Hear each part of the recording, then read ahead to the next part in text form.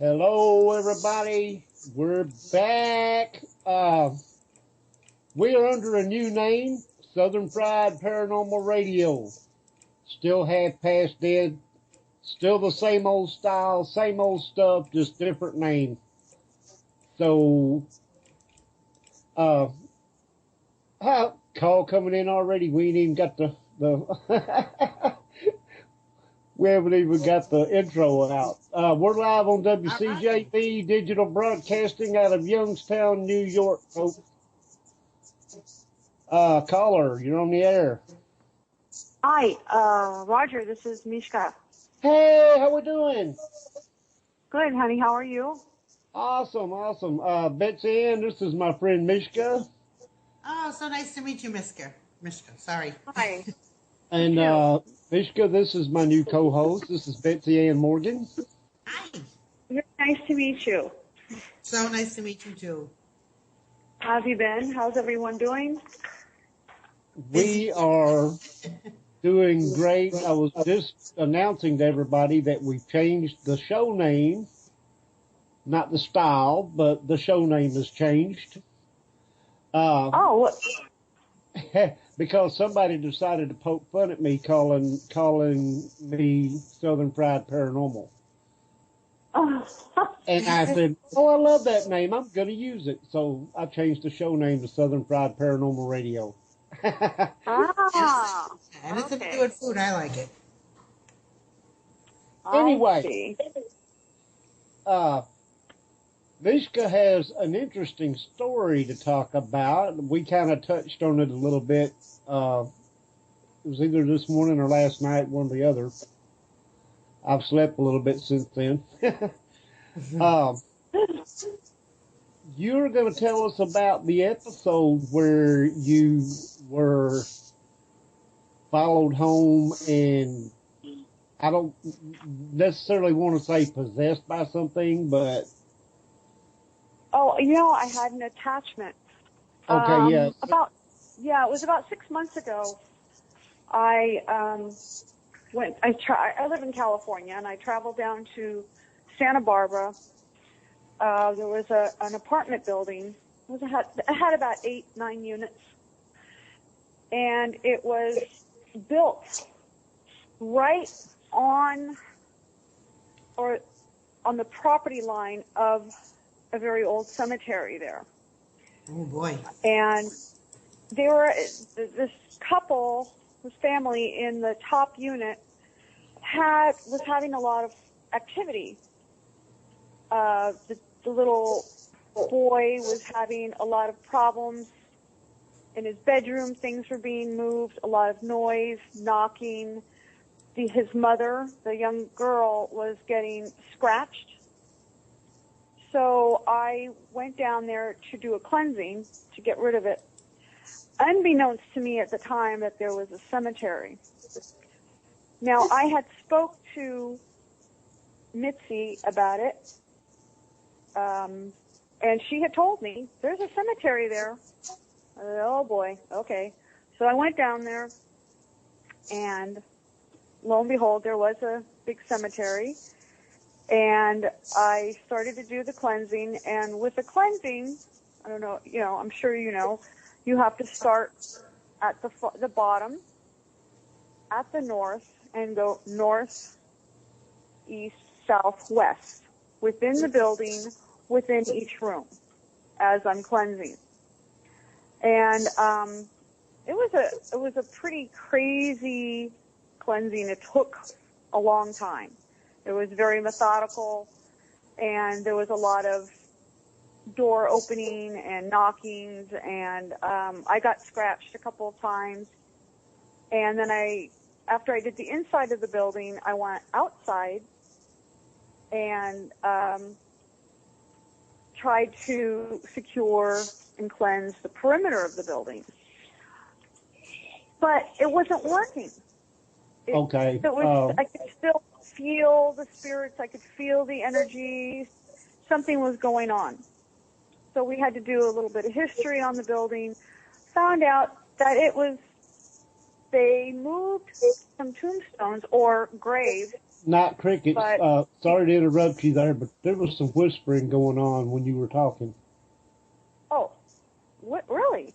Yeah, and Cheryl said crickets. It wasn't crickets. It was a voice. I couldn't make out what it said, but it was whispering something underneath you. Really? I didn't even. That's strange. You guys didn't hear that? Cheryl? Y'all didn't hear that? No, I didn't hear anything. I heard it. I didn't hear anything either. Uh-oh. Wow. That's not a good sign. Okay, CJ's recording it, so she's got it on it's recorded. Oh boy. So we Anyway. may have some CCTVs on the show. I was going to back you up a little bit and tell us why you were called in the first place. What was going on at this place that they called you down there? Well, they called me because of all the activity and the scratching, and the child was scared. He wouldn't even go in his own room. He couldn't sleep, and the doors kept opening in the middle of the night. They were just having a lot of trouble. And I was picking up a male, and he was tormenting this child. So I had to go down there to get rid of him, pretty much. And that's why I went down there. Now, are you a psychic, Mishka? Excuse me? Are you a psychic? I am a psychic medium, and I'm also cleanse homes, and I bless them. Okay. I do blessings, and I do a lot of walkthroughs for paranormal teams before they get in there, so they know what they're walking into. I see. Okay. And who is Anyway, that? Oh, sorry to interrupt. Okay. I just wanted to a psychic. you just kind of went into what you were doing and you didn't say anything about why you were called, so I had to get that in there. Yeah, I had said that there was a lot of activity, and that the child was getting scratched, the mom was getting scratched and knocking, and they were fearful. And how old was this And place? it's not very old. I would say it's about 20 years old. Wow. But Was it built on maybe an older... right, because it was right on the property line of a cemetery. Okay. They were getting a lot of activity. I had picked up a male spirit was there. And he was angry because his grave was not moved. They just moved his headstone along with several others and built on top of the graves, but only moved the headstones. So they were pretty much right directly over about 8 graves. Oh, and wow. that's what created the activity. Okay, so were the graves like up against the house, or? No, they were underneath the house. They built on top. They said they were moving. You understand? Yes. They moved the headstones, but not the graves. Right. Oh my gosh. Okay, Yeah. Big Bird That's said not that good. the female voice behind you, and I knew I heard something. Again? Big Bird said there's a female voice behind you. I said I knew I heard something when you were talking. It was underneath you a while ago. Wow. Toby says there hear are a 2 lot. of them. You hear Okay. something else? I'm not hearing it right now, but there's 2 people in here saying there's 2 of them. Wow. I can't hear anything. I don't hear I anything wish I either. could. I am just hearing your voices. And Cheryl Carter saying that happened at a cemetery by her house. They widened the road and built a retaining wall over her grave. Yeah. Oh, my I think it happens. I think it's a common occurrence. I think it is a common occurrence that they do that because they don't want to go through the trouble of Exactly. picking them up and moving them, and then there's activity. And So they'll move the stones and just leave the grave. You do? yeah. So what happened was after I I was literally there for 12, 14 hours, and I was very, very tired. I believe I was sick. I don't remember if I was just getting over the flu or something like that. So I was already kind of in a weakened state. And Now, when I got home, I remember back when you were talking about that, and I think you had been sick prior to that. I think I was. Yeah, I think I was. And I think that was from the Sacramento. That was another one. Oh, my God, that poor house almost fell down. But, yeah, when I came home, my front door kept opening and my dogs kept running out. And I would run out in the street and go get the dogs, bring them in. My neighbors kept looking at me like I was crazy because I kept looking for my dogs. And I would turn around, the door's open, the door's open. And I was getting a lot of shadow figures in the house, and a male spirit was yelling in my ear. Oh, boy. And, of course, yeah, it was pretty crazy. Was there any limestone, any of that stuff around there? Or At my home? no, at the house you were at. That was all going on at the house I was at. And when I cleansed it and went home, it followed me home. Instead of crossing over and leaving, it decided, well, I'll just go home with her. So it followed me home. It attached. I had an attachment. And I remember that, you were having a really rough time there after that. Yeah, it was about 2 weeks. It took a long time to get rid of him. It was a crazy time because I was having I couldn't do any readings. Couldn't do any. I couldn't help anyone because I was being, it was like a spiritual warfare. I went through a similar thing.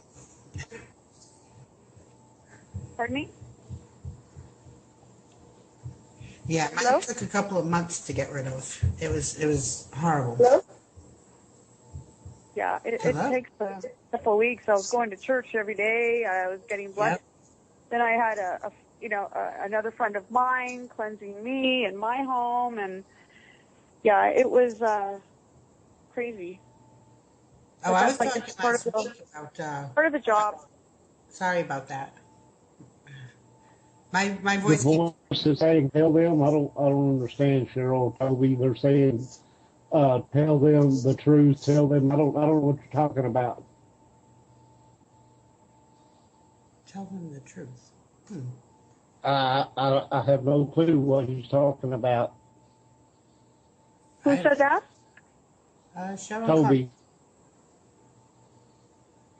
And Cheryl saying yes. On the chat?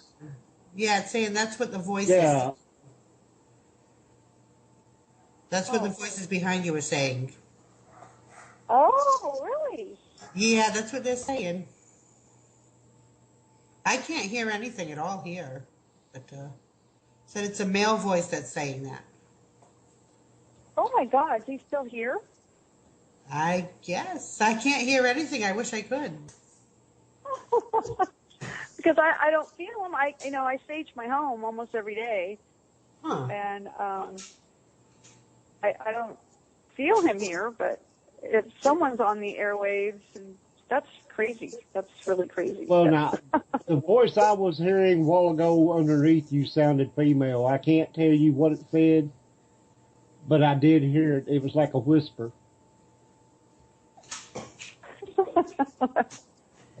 Oh, this is the story of my life, right? They follow me everywhere I go. And Toby says it has attached to her aura. It's still attached to my aura?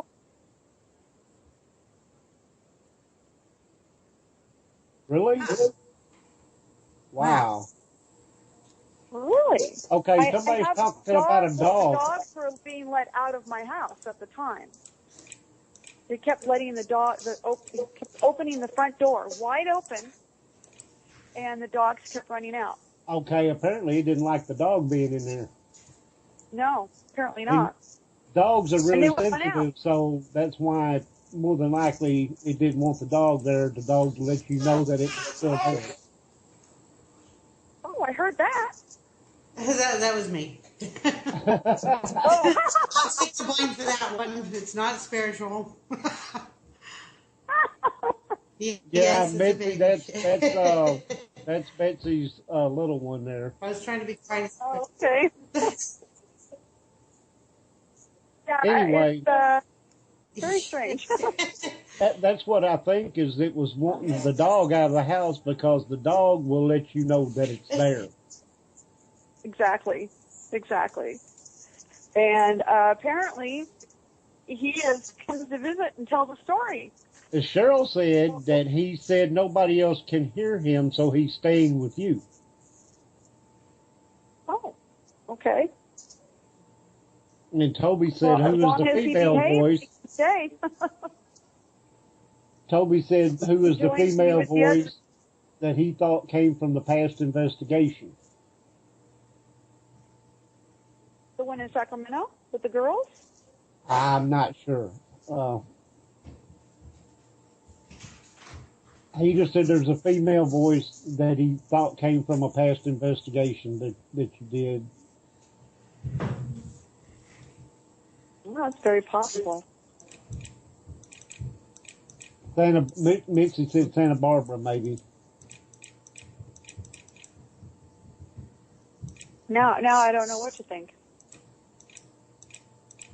Loud bang. Seems like every place they go, Oh, something happens. Okay, I'm somebody trying heard to- a loud bang. I didn't hear that, but I did hear the voice earlier. Oh my goodness. Huh. Well, see, I can't get on I tried to get on your chat line, but everything was in Russian, and I couldn't change it to English. Everything's in Russian. I'm having trouble too. Did you have trouble? Okay, what me? Yeah, I'm Wookum Lips. I can't change my name, so I'm Wookum Lips. Oh, Not happy. Gooby Mush. no. I don't know who So that is. I'm doing this blind. Okay, Mitzi said Laura is the name. What is the name? Laura, Laura. Laura.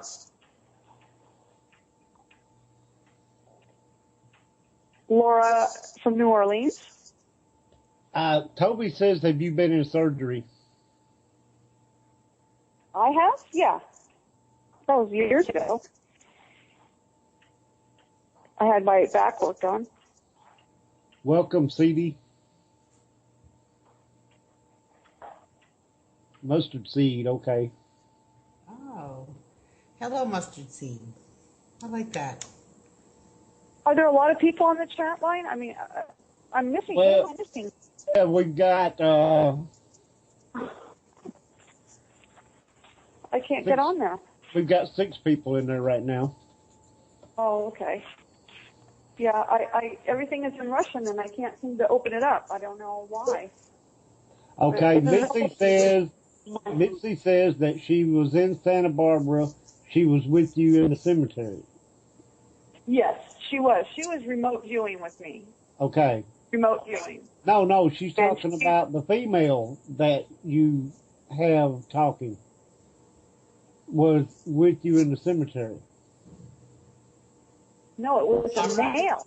It says no Laura. Do you It know was a male. And Mitzi said no Laura. No Laura. I think his name was Harry or George. I can't remember now. C.J. Morris. Okay, it's saying that Laura helped to guide you out.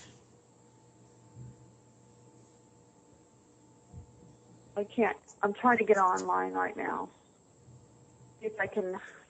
Oh, I know it's someone. Yes, Laura. Harry was the male. Okay. No, it's all in Russian. Oh my lord.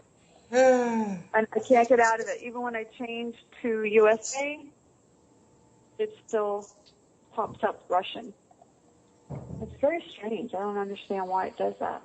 And Mitzi had just said to you, remember, she took you to the pyramid. Does that mean anything?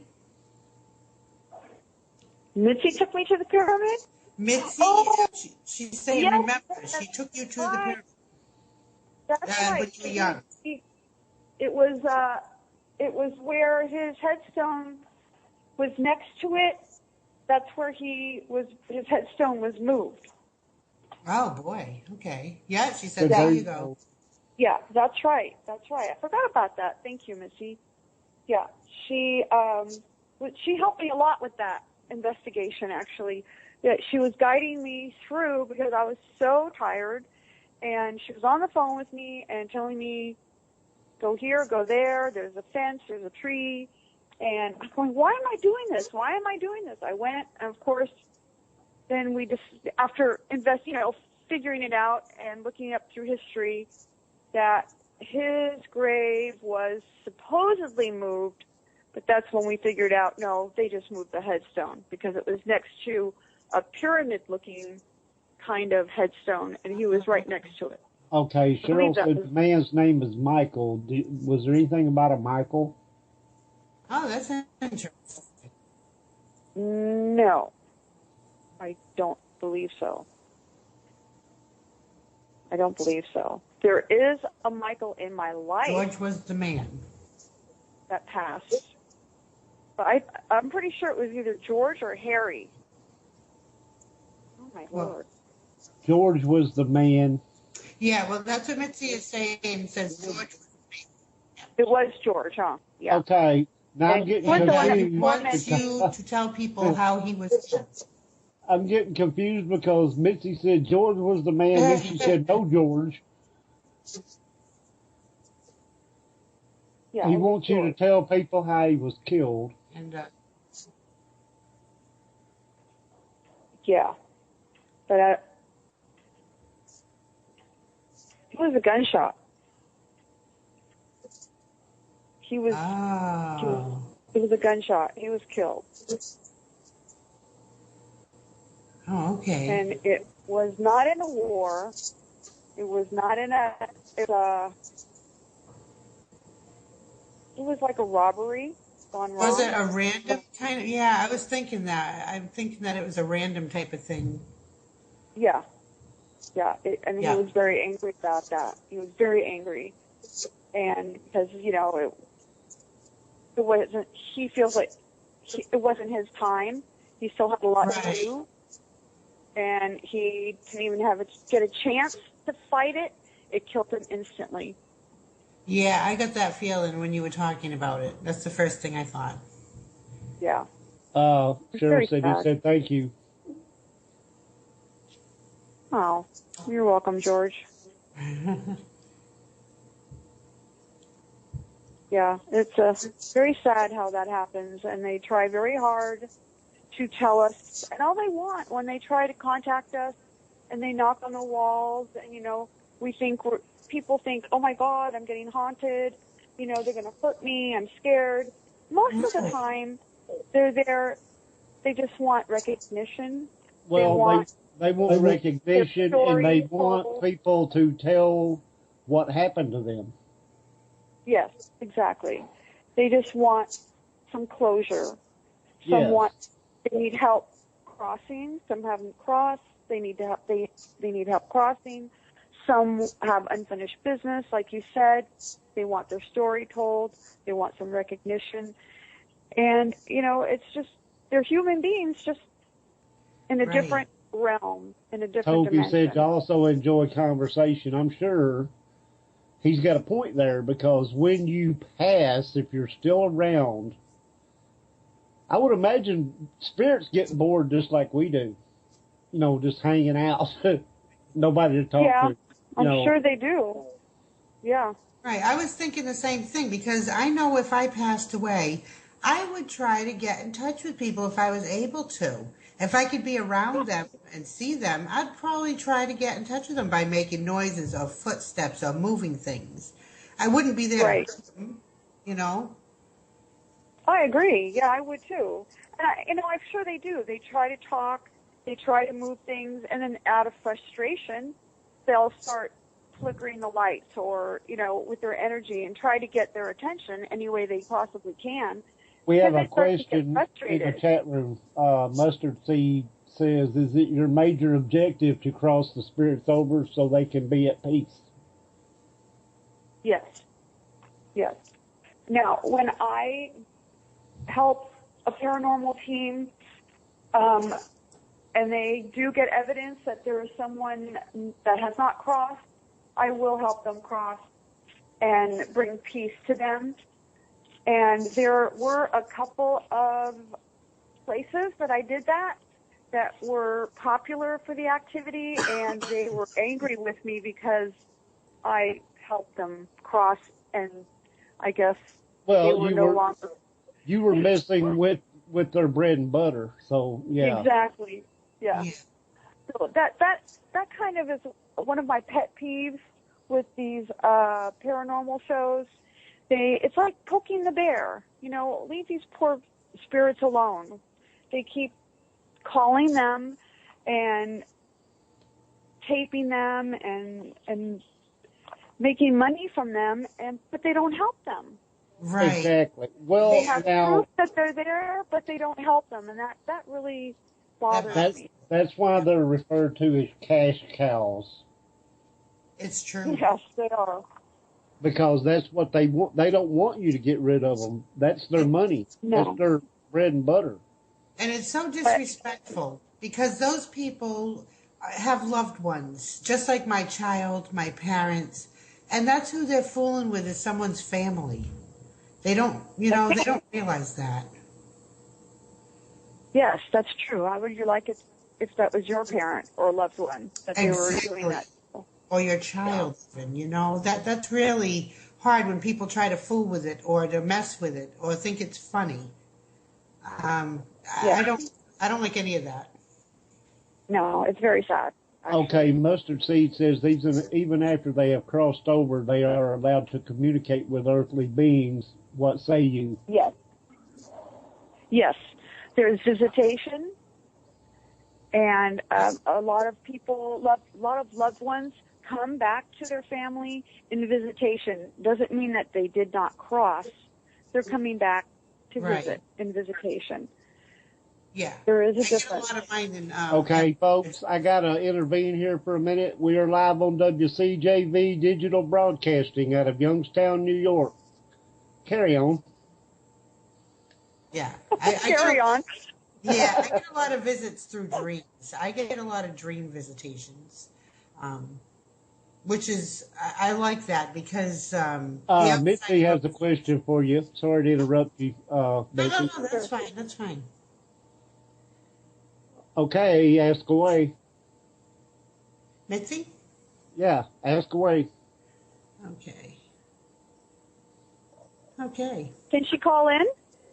Well, she can, but it's up to her. Does she have what's the number? 716-745-4266. She says, who is the lady? What happened to Matt, and who was at my door last night? Oh, she had a shadow figure last night. Scared the hell out of her. Oh, and I think someone sent it to her. Oh. Yeah. It Toby says yes, it was. They did. It was sent to her to scare her or to bother her in some way. But she did the right thing right away and got rid of it. But I feel it was sent to her in a malicious intent. But I don't know who.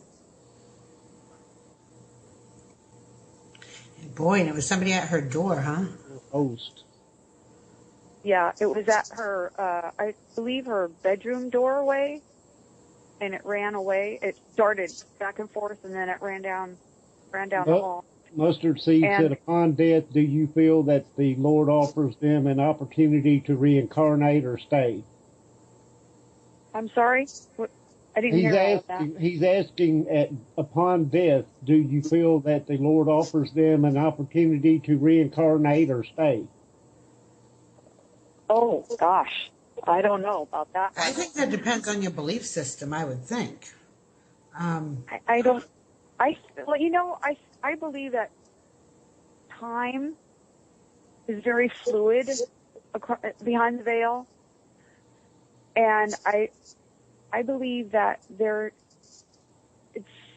stuff. Okay, mustard seed is a she. Sorry about that if I insinuated you were a he. You have to forgive me. So, were you corrected? Yes, I'm going to get I Roger believe some that glasses.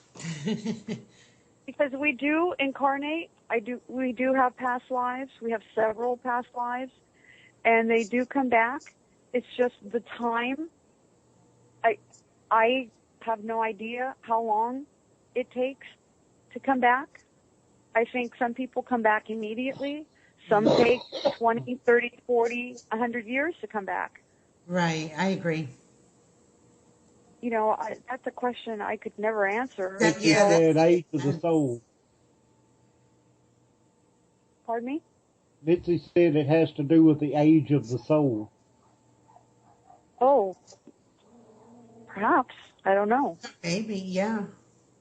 I think you kind of graduate on the other side. You start out learning things each time you live a life. Yes. I think each life is and you kind of graduate. Yes, each life is a lesson. We're Right. on our path, and we learn that lesson, and we leave, and then we come back and learn another lesson. It's kind of like going from middle school to high school, and so forth. Mm-hmm. You learn something each time, and as you get older. Yes, exactly. Yes. That's why old souls have more wisdom than people with less past lives. Like my son, for instance, this is his first time out. I'm sure of it. Okay. And my daughter has many past lives, and she is full. She has so much wisdom. I think you can tell.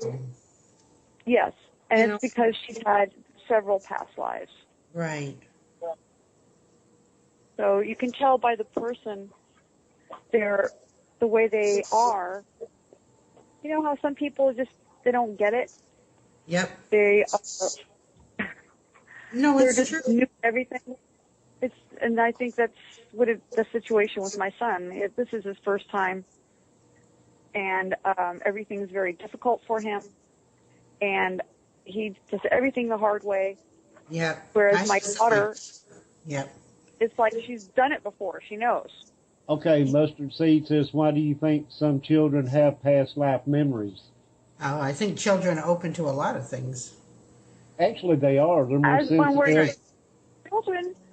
Children are very open, and as we get older, we are taught things, so we're closed. That's why children see spirits much easier than adults do. They feel and see spirits all the time, and they'll say, "Someone's in my room." "Oh, you're dreaming. Go back to sleep." There probably really is someone in their room, and they see it. Toby brought up about the story on CNN about the child pointing out where his killer lived and where he was buried at, where the weapon was buried at, all that stuff. Toby did? Yeah. Wow. And I read about that recently. That doesn't surprise me. I've heard of that happen in a few It was a 5-year-old child, and he told them where his body was buried, who the killer was, and where the weapon was buried. And after they found the body and the weapon, the killer confessed that it was him. He did do it.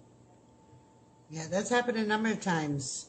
I've read quite a few stories on things like that, where children can describe things from World War I, what people they would give you names.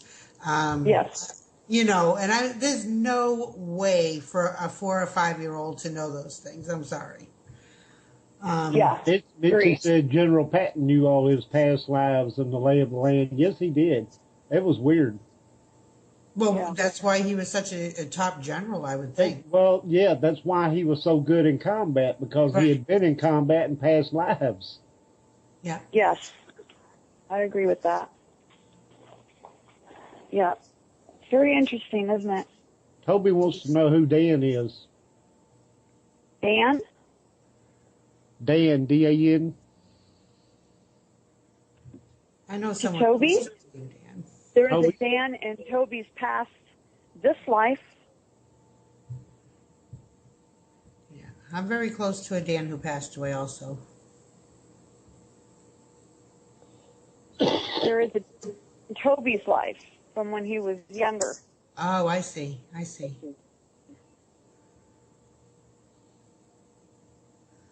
Big Bird said my brother. Do you think? Okay, do you think one can talk to their spirit guides, angel, mentally whom they would like to return as, i.e., perhaps a being that can help the needy? Oh, that's simple. I think that you plan your life before you're even born. I think the whole thing's planned out. And I Yes, read that somewhere before, too. Yeah, I agree with that as well. Yeah, I think you make the plans before you're even born. What you're going to We look like for choose- your parents. We choose our parents and everything. Exactly. I have read that before. I often ask myself, okay, why did I choose this life? What was it? I've done that. My life's pretty That's a difficult. good question. If I was going to choose one, I think I would have chose one a little bit where I was kin to the Rockefellers or something like that, You you know? say that, but at the same time, what would you learn really from that if your life wasn't difficult? This is our life lessons of things that we need to learn, and you're not going to learn if you don't have hardships and That's true. some troubles. Yeah, That's how you truly learn something. Okay, that that's was very a true. joke there. I think it kind of went over everybody's head. Okay, I want to know if you know who Wilson is and about him. Mishka, you don't know anything about this at all. Okay, who is asking this question? Mitzi's saying, I want to know if you know who Wilson is and about him. And it says you don't know. Wilson. And Okay, can I have her name? What is this person's name? Wilson. Oh, he's asking if I know him? Do you know who it is and about him? Mitzi wants to know if you know who Wilson is and if you know anything about him. Oh, okay, I'm sorry, I misunderstood. Okay. Wilson. Maybe a shortcut name like Will or Willie? I got an older man with gray hair, balding, wire rim glasses. He was a benefactor of some sort to children. I think he was like with St. Jude Children's Hospital or some kind of children's hospital, one of the benefactors. She's saying no. No? Did Older she say no? man, yes. No, not hitting. Older man, yes. Well, there's a lot of Wilsons. Yeah, that's who I picked up when I heard Wilson. I picked up on an older gentleman. Like I said, gray hair, balding, wire rim glasses, not a big man, just kind of average height. But that's all I picked up. Mitzi says he's in my life. Do you know a Wilson that would be associated with Mitzi? Do you? No, I don't. No? Okay, she's confusing me. She said, not in my life. He's in my life. Mitzi, you're getting me confused. Roger, don't say he passed. No, I'm not going to say he passed. It is Okay. confusing a little bit. Mitzi, do you think you can word it like one sentence?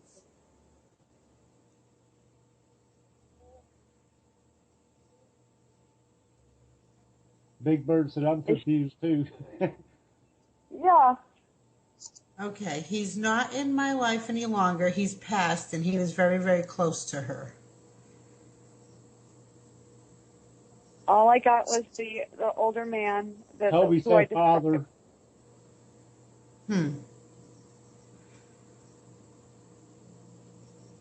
I don't see him But as a father. it must not be the one I saw because I saw children around it. Mitzi said, sort of. Stepfather? He's like a father figure. Oh, yeah, that's I just got two. No, it's not a stepfather. Okay, uncle? I don't know. I'm not like... Now we're guessing. Oh, Okay, here we go. wait a minute now. Okay, step, no. Then yes. I say he's like a father figure. Yeah, that's why I was saying uncle. I was getting uncle. Yeah, I'm not getting any relation. All Okay. I got was Not uncle. Not uncle. Okay, no, I'm not right. in my head of the person, but I don't know. I Okay, okay. Everybody's getting confused. Yeah. Mitzi, is it like a father figure? Yes or no? Yeah, I'd like to be able to answer this the right way. I just don't understand the exact question. I do get the question Well, that... Oh, okay. If you keep guessing, you will eventually hit on the answer. True. I think that refers Father to... type figure. I'm doing a lot of That's guessing. what I thought. Okay. I'm not the psychic one, so...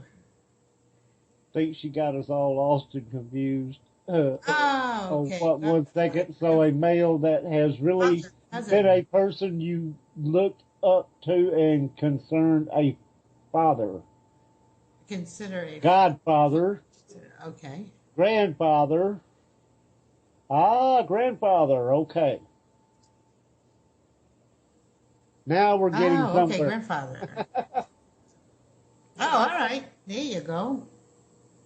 So Wilson was her grandfather. Yeah, she said it was her grandfather. Yes. Okay, but did he look like what I described?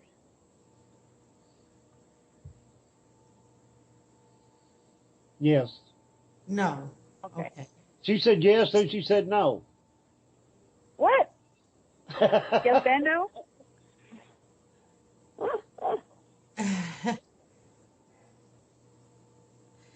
Okay. Oh, boy. So you can't be green and not be green. So, which one is it? You're green or you're not green?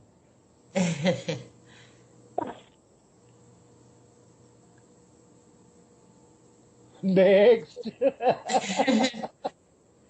I do have a question for you. Okay.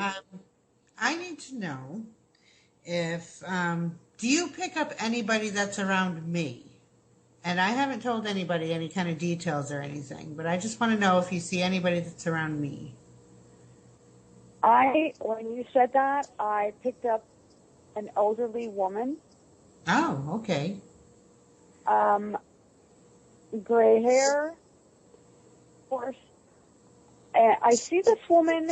She is probably in her 70s. Okay. She has a dark skirt on with a light blouse and a sweater. And the sweater is a light gray. And she buttons top 2 buttons and leaves the rest of them open. That would describe half my family. Okay. And she has matronly bust. You know what I mean? Okay. Busty. That would Not be my very tall. And she says she watches over you a lot. She is with you a lot. Oh, really? And there's something about, were you at her funeral, or did you put something in her casket when you were young? I think so, because what I believe is that you might be describing my grandmother who passed away when I was pregnant with one of my children about 25 years ago, maybe. Ow. A little older. And she just wants to know that she knows that you put something in there. I can't pick up what you put in there, but she thanks you for doing that. Oh, and I did do that. I did put something in her casket. Yeah, she's actually, she says she's hugging you right now. Oh, really? I could use Yeah, it. That's very sweet. she's very sweet. Thank you. And she's with you a lot. She's with That you makes a me lot. feel good. Yeah, very sweet. Yeah, actually, Mitzi's saying something small like metal, and actually, that's what I put in there. I had just had a baby, my first son Gary, and I had his little baby picture put on a locket, and that's what I had put in there, and it was made out of metal with his picture on the front. So thank you. Aw. Yes, it was. It was something metal. Oh, that's Do you, great. Mustard Thank you. Seed asked if you ever pick up on dog spirits. People have asked me a lot about reading their animals, but I have picked up on animal spirits randomly here and there, but if someone asked me to do, like, can you tell me what my dog is saying, I can't do that. Yeah. But every once in a while, if I'm at a home or somewhere, I will see or feel someone's pet around them. But it's random. I don't have control. It is random. That's hard to say. It's very random. Yeah. Okay, she's saying, yes, I hear my dog's tags also, like tags jingling or... Oh, yes. Yes. I think an owner, if their dogs have passed, they might hear a bark, they'll hear the little tags or twinkling or the bell on the cat's collar. Sometimes I have a client, her cat purrs in her ear at night when she used to sleep. The cat used to sleep next to her, and she still hears the cat purring. And the cat died like 5 years ago, and she still hears her cat. Yeah. I So know my cat. For the owners, I think they hear them and a lot. They're around just like family members. They were a family member or a child to them. They are, yeah. Yeah. I know my cat used to sleep near my stomach when I was pregnant. And unfortunately, it was a rescue cat, and somebody had stolen it a little over a year ago. So. And Mustard Seed said also she hears a squeaky toy. Yeah, cute. Now, I would believe that if you have a pet that you're really close to that like spends their every moment, correct my grammar here, or forgive my grammar, but yeah, Grandma, shoved up your butt constantly. If you're at home, they're right there. You know what I mean? Yeah. I would think that if they passed, they would still be there with you because that's where they would be happy at. Yeah. oh yeah, Absolutely. I think once you have your pets, they don't leave you. They're just like people. I think that I've taken pictures of spirit animals before, and I can feel when they're around. Yeah, I mean they have energy and they have souls. They have their spirits just like we are. Anything living, I agree. I believe, have there's a soul there. There's energy, and it can be felt after they cross too. Just like people, so many people say that animals can't love and don't have feelings. They're full of crap because they do majorly. Oh, yeah, they do. They even have their own language. I mean, pets aren't as dumb as people make them out to be. They know, actually, they understand some language. They just proved some studies that cats and dogs understand our language. Yes. And they know what we're saying and stuff. Well, you know why they don't talk, right? Because they know what kind of idiots people are, and they don't want to get involved in that. That's what I read in the article, actually, is that a lot of times they don't want to answer because we're stupid. But they do. I do believe they have the capability to love and stuff. Just like my cat. Like I was saying, My rescue cat wouldn't let anybody come near it for the first 2 years. If you went to touch her or pet her, she'd claw at you, she'd run away. She was afraid. She was abused before. And it took me about 2 whole years to break her in, to let her know that she could trust me. And right before she went missing, she would sleep near my belly. I was pregnant, and she would crawl up under my comforter and sleep and purr next to my stomach where the baby was. And that I didn't think I would see that day when I first got her, because she was afraid, you know. Yeah. She had to trust me, and it just took a while. But Well, how long ago was that when the cat went missing? about a year. I've been putting pictures on my Facebook and stuff. I want her to come home. You know, I was just going to tell you, I think she is going to come back. Oh, I see her surprising you, don't say that. showing up. I'm sorry. Yeah. I really miss her. Oh, I'm sorry. But I think she's going to show up. I've heard that from a couple of different friends, actually. A couple of different of my psychic friends have told me that I'm going to get her back. Yeah, I think so. I'll just keep hoping. It's going to be a surprise. It's going to be caught off guard. You're going to come home and she's going to be on your doorstep. Oh my gosh. Oh boy, that would be the best surprise in the world. Yeah.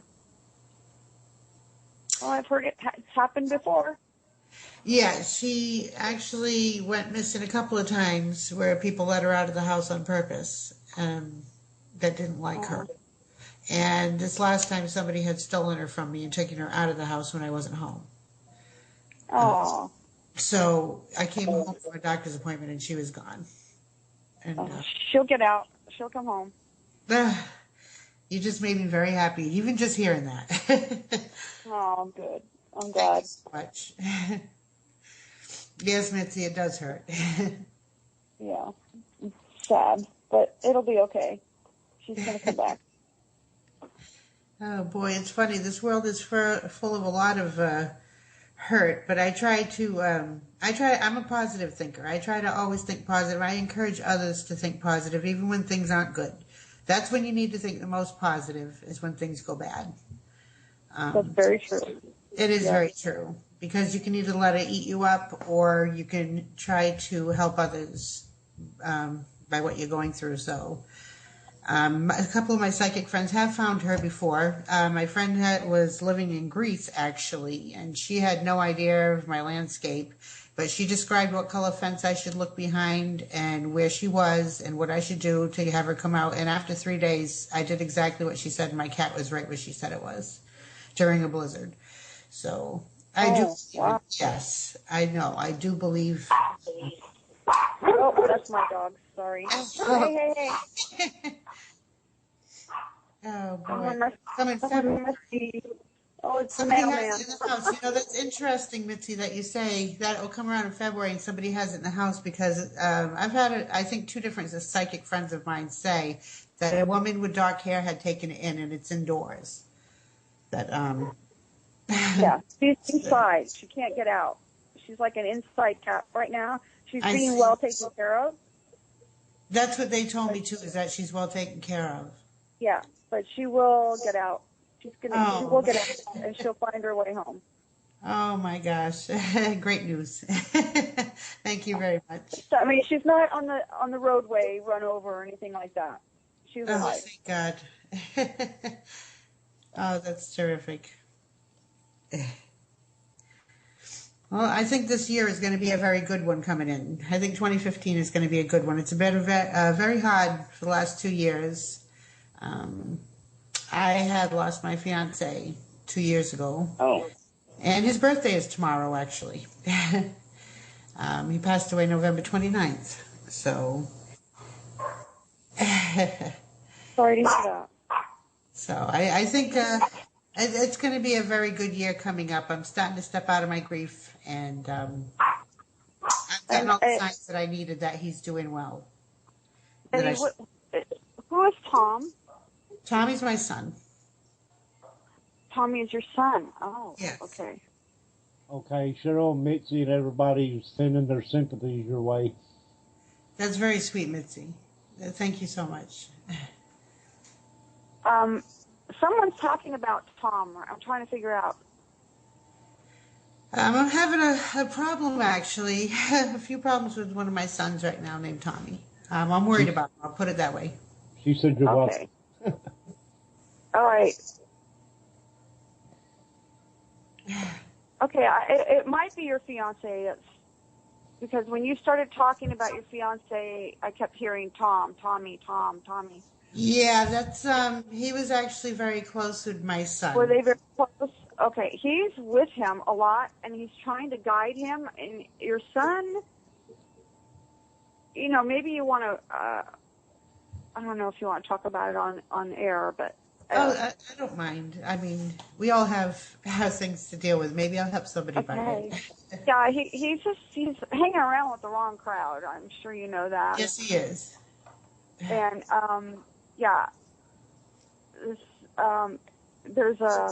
he's trying to guide him. He's trying to keep him to see the light, and he's just a lot of rebellion right now. Angry. And he's very angry. And yeah, hurt. there's a lot of friction, but in about 2 years, things will turn around. But it's going to be a hard road before it does turn around. Yeah. I understand. I see what you're saying, that it should be in private. I'm not going to divulge any family secrets or anything. I don't want to go into it too much. No. I wouldn't get into anything personal. No. Yeah, I would just like to say that. Yeah. That I do feel, Tommy is an issue right now, and if my fiance who passed is with him, then that makes me feel like I can rest better. Yeah, he's trying to help. He's trying to do what we were so close. So I think he's trying to be that father figure, and he is. Oh, sweet. Something about real dad. Something about. Yeah. Yeah, that's an issue. Mitzi, what are you talking about? She's saying he has a smell about him like musty suit that needs cleaned.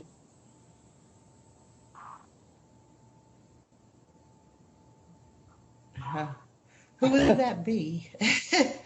Oh, she's talking to Toby. I don't know what she's talking about. I was going to say, I know everybody's taking showers in the house, so. Okay, folks, we got to go to break. We're live on WCJV Digital Broadcasting out of Youngstown, New York, and we will be back. Don't go away.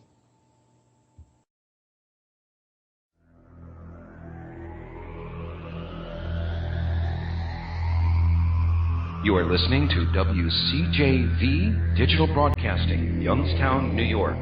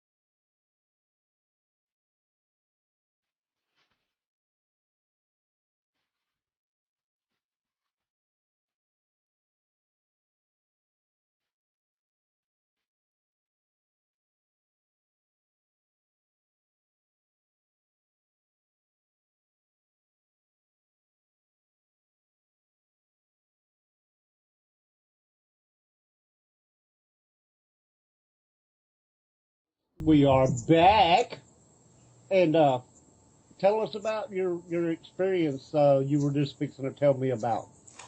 Oh, yeah. Okay, this is Mishka.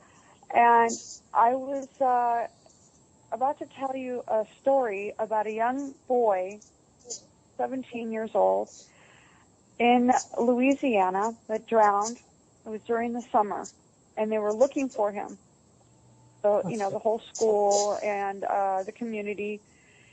And unbeknownst to me at that time, I started getting, this young man came to me and said, help, they need to find me. They need to find me.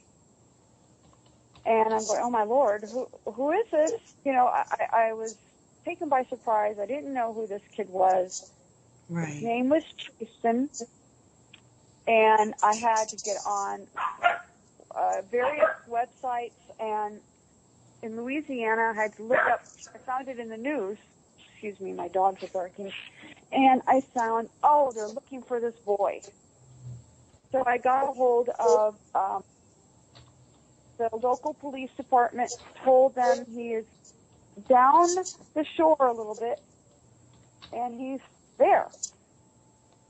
They found him, and then everyone in that community started to contact me because they wanted to speak to this boy. And this kid was so popular and so social. He was like a social butterfly. He had messages for almost everyone in that school.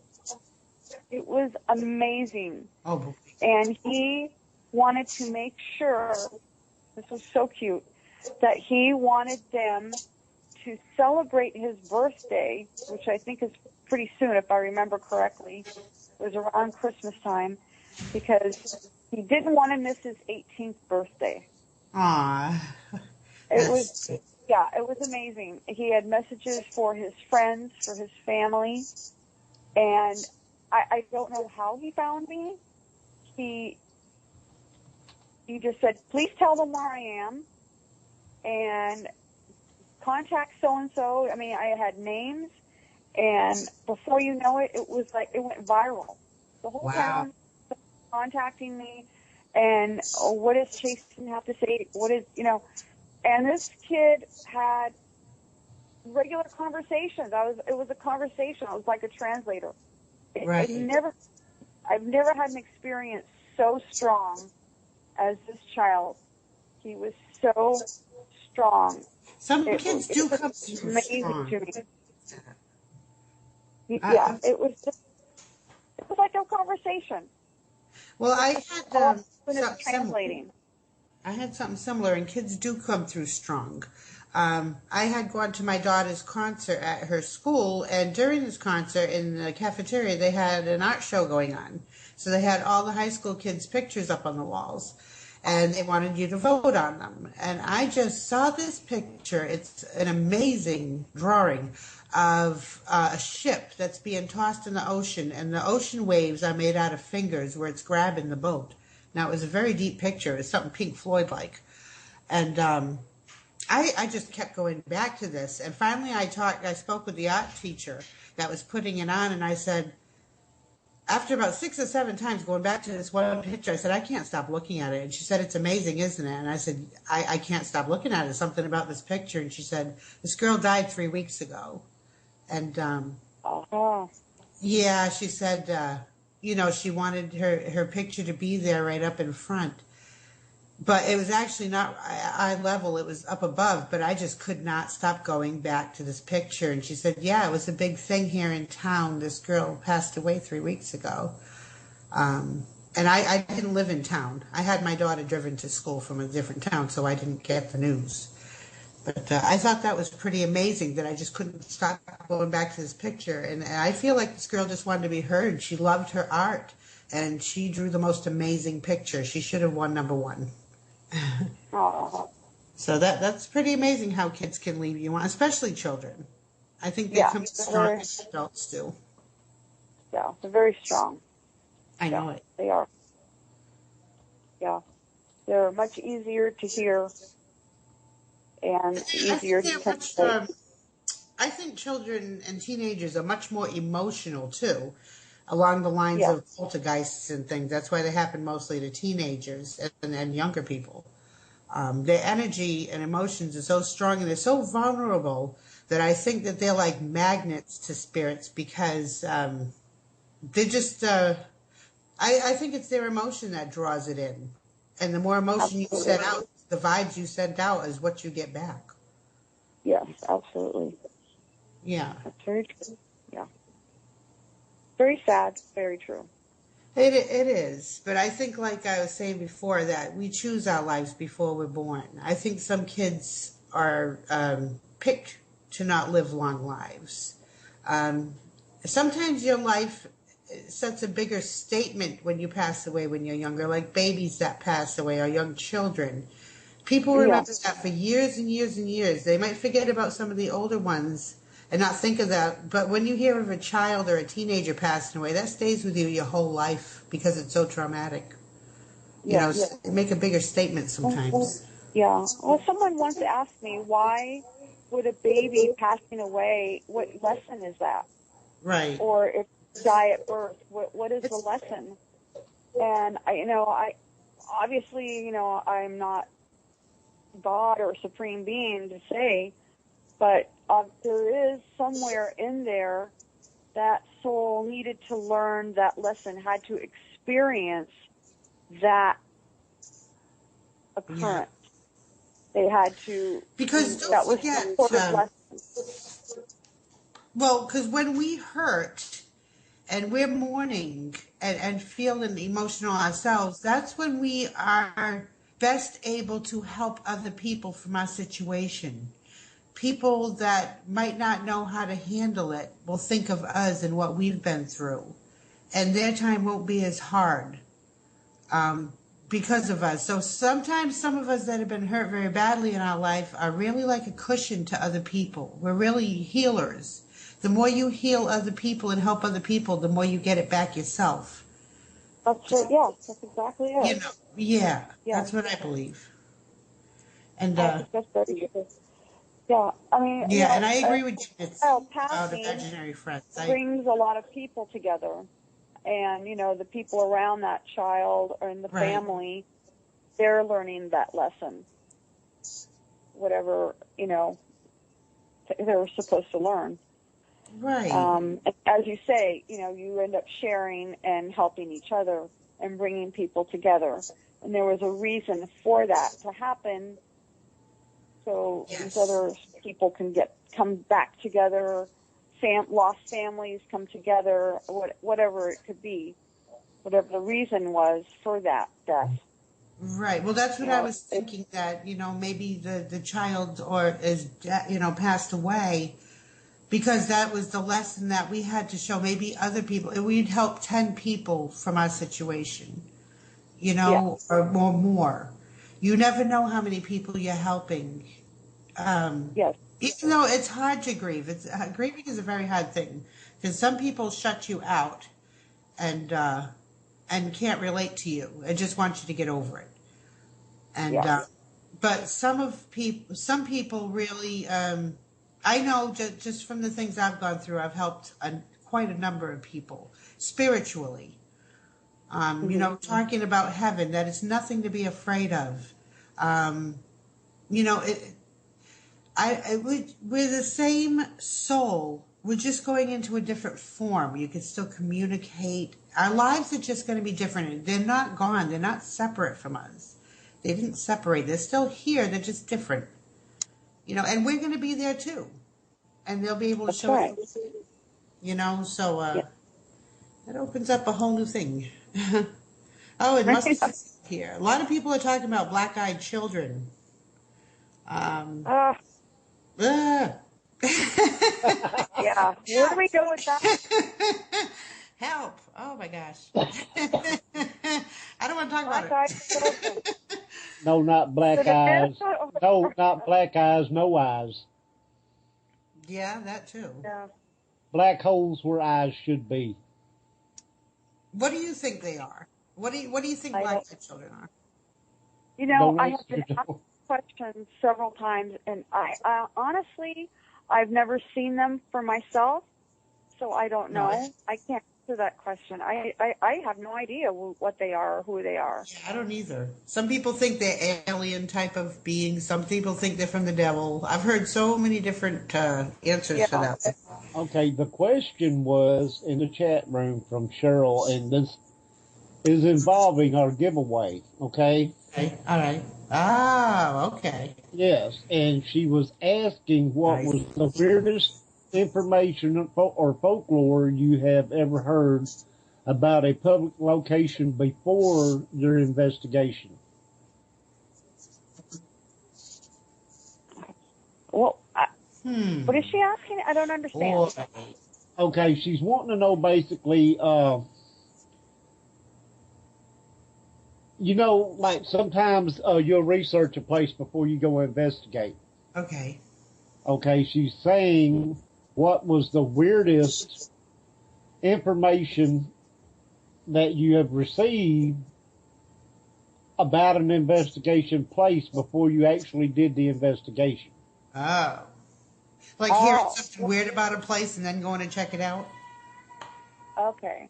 Well, I'm not really an investigator, so I don't know. I can't really answer that.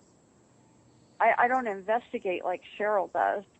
All I do is walk through. Okay. And when I do a walkthrough, I don't really know anything about the place. Right, and that's what Toby's saying. A true psychic never researches. Right. Okay, so as a psychic, you have to eliminate yourself from the question because nobody else, you know, this needs to be answered by people who do research. I don't qualify. I'm not an investigator. Yeah, and I'm sure an investigator needs to get everything they possibly can before they go in, and that's why they do call me to do a walkthrough to get more information. So that would be a question for Cheryl or for you, Roger, or for any investigator that's listening. Yeah, see, because I investigate, and I'm an empath, so I don't like to get any information. Also, even though I'm not psychic, I don't like to know any information about a place because I like to sense what places hold for their energy. And I feel like if I have too much... what is that? Yeah, information confuses me. If someone tells the least amount I know, the better. Right. Well, I don't want to go into the more I know, then I start second guessing myself, and I start thinking about the information I know, and then I'm not as accurate. And you can't tell what I know about a person or place, the better I can do my job. Right. Right. And that's why I say I'm not a psychic, but I do sense things. So I go along the same principle as a psychic would because I don't know what would be the information and what would be me. You know what? Right. I don't know if I heard it and it's just planted in my mind. So I don't want to know that. You know? Yeah. It would be interesting to be psychic, though. It's very interesting. It could be a blessing, and it could be it's a blessing and a curse all at the same time. Right. Right. I can imagine that because even just having the gifts that I have, which is sensing people and places, basically. Sometimes I can read people. Once in a while, I've gone up to people I've never met and told them their grandparents' names and things like that and what kind of dog they had when they were little. But as far as doing it all the time, it doesn't come to me all the time. So, you know, I would think if you are truly psychic, you would just, it would be something like learning a second language. You just know it. And, when I just kind of grew up this way. It was just... Right. I thought it was when I was a little girl, very young. I just thought everyone was that way. Right. I didn't know I was different. I didn't know it. I started realizing it. I was about 6, 7 years old. I realized, okay, something's different. And as I got older, then I realized, and I started learning from this woman that actually taught me everything and taught me the difference in what this really is. Right. Wow, I didn't know. I just thought it was normal. Yep. I thought it was normal because I'm a medium at the same time. So when I see spirits or hear someone, my mother kept telling me I was dreaming. It was my imagination. Yes, I know. I've heard things. I was very, very confused. Very confused. And then I found out, wow, no, I wasn't dreaming. I wasn't my imagination. And oh my God, he's back, Right. It's very difficult. And there's a lot of children that are going through that right now, and I feel for them because I really do. It's not easy. It's not easy. But you, though, you say you're empathic, but you do have the ability to read someone. You can.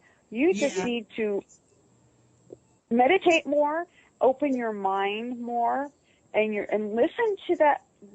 The very first thing you hear, the very first thing you see in your mind, that is the correct answer. I think you're right because that's the gut feeling. Yeah. The gut feeling. That is it. Don't second guess it. Don't think about it. Just blurt it out because that is it. And see, that's the way sorry, go ahead, Roger. That's the way it happens with me, the gut feeling. Right. I know it is right.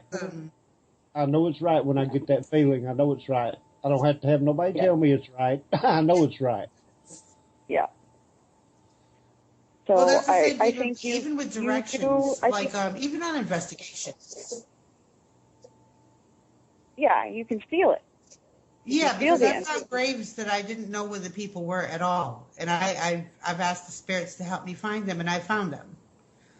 Just by following the signs that I was getting. Mm-hmm. Things like that. I don't need maps. My ex used to love bringing me on trips because I never need maps. I could tell him which direction to go in and find my place, even if I've never been there before. So all of his friends he used to always ask me to lead the way because I was never wrong. Not in that way, anyway. Yeah. Right. Yeah. I kind of, Toby's talking about seeing what the spirits went through when they were murdered or died, however they died. And I would not want to see that. I really wouldn't. I don't know, because like I said, I've talked to you, separate from the show and told you that I've studied serial killers and that type of thing for at least 20, 25 years. So I'm very used to seeing that. My field I wanted to get into is forensics. I know I would still be shocked, probably, to see something like that, but I would look at it more like a story, like they're trying to tell me something. And I would kind of skip over the gruesome part and just get the main gist of it. Like, okay, I see what you're saying. You were stabbed. Where some people can't even look at it and say, like, oh my gosh. I could look at it. I'd be fine with that, I think. I do the thing where I get what I get every now and then. It doesn't happen every day. Right. And I'm glad that it doesn't happen every day because it would drive me up a wall. Yeah.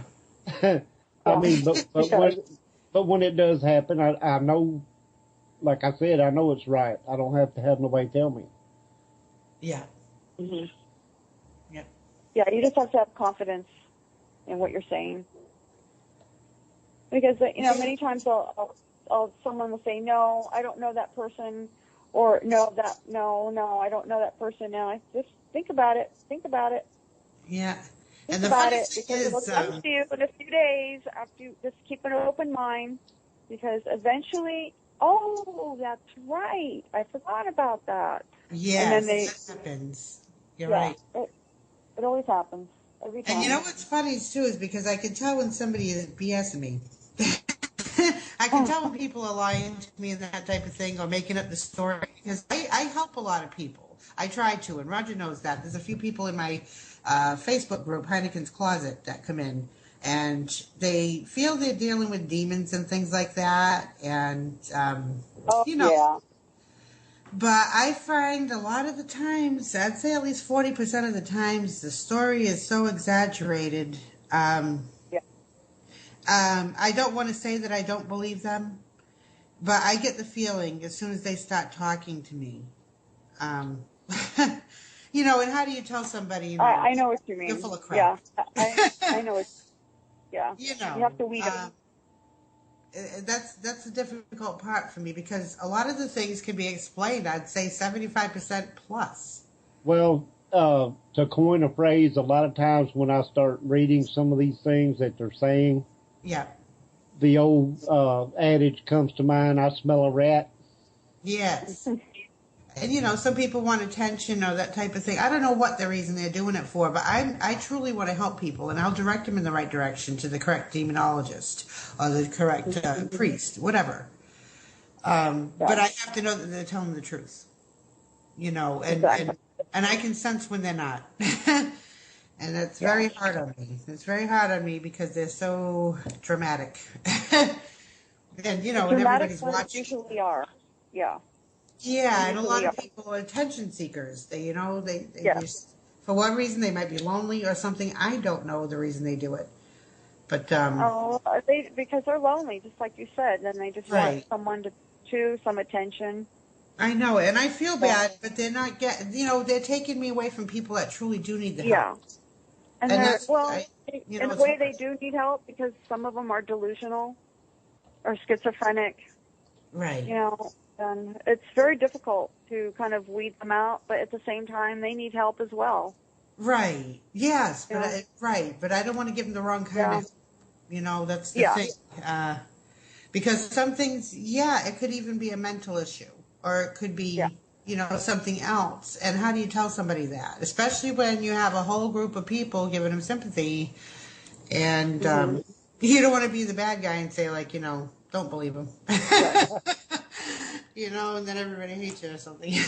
Well, that's when, at that point, I exit myself out of the conversation. Because there's no need in wasting your time when everybody's going to build them up and everything into thinking that, you know, they really do have all this going on. It does drain me. It drains me physically where I want to get to bed. You know, I can't even begin to explain what it feels like to be mentally and psychically drained. You can't, even your arms are weak, your legs are weak, everything. You, like I said, you don't want to get out of bed. Boy. Can I interrupt for a minute? I don't know. I don't know. I just think if you truly do have a problem. Can I interrupt for a second? What's that? There's someone out there that knows a butchie. Butch or butchie? Butch or butchie? Betsy? Betsy? No, there's someone here that wants to talk to someone. His name is Butch or Butchie. I had a cousin. I don't have a clue who any that of your would be. listeners? There's Butchie. Butchie. His name is Butch. He's someone is listening that knows a Butch. Cheryl Card is asking my uncle. And Mustard. I don't know any Butch. Cheryl's uncle, his name is Butch? Yes. Yes, she said. Okay, he's here right now. And Dita said me too. And who is? This is a few. There's a few people. Oh, yeah. Okay, Dita. Like, kidding me? Now you got to find out which Butch it is. Yeah. Oh, you mean there's more? Like?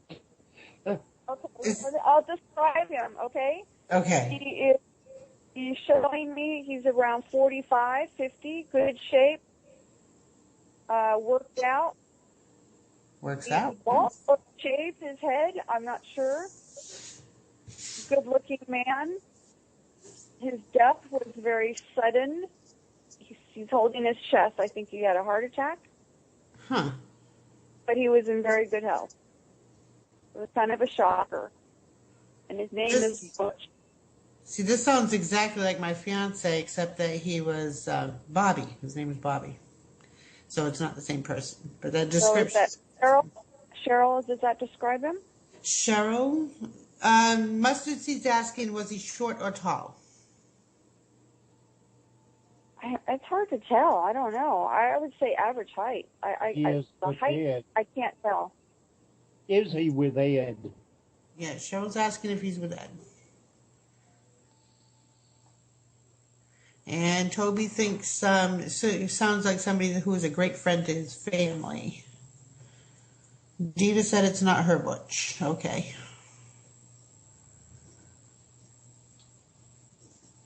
Nobody else? Okay. Is said there if any? he's Do you get Ed. anybody named Ed that would be associated with Butch? Yeah. Okay, now I'm getting the name Marianne. Marianne. Is there a Ann out there? Or Marion? Marianne? Marion? Yes, Mary? He's Yes, calling. his wife. Let's say that's his wife's name. Who? That is Butch's wife's name. That's what Cheryl, Cheryl his Carter wife's said. name. Yeah, Butch is telling me, giving me the name Mary or Marianne, Marion, Miriam.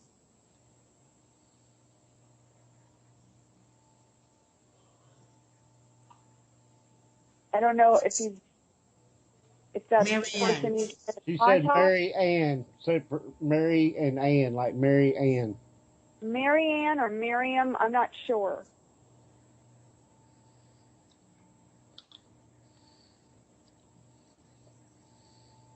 Something very close to that. Is he giving you a message? Is that what it is? Or is he just showing Okay, you? so we're trying to live on contact WCJV somebody. Digital Broadcasting out of Youngstown, New York. Sorry about that. Okay. Have to do the break. I'm sorry. That's okay. No, he said, okay, it's Marianne.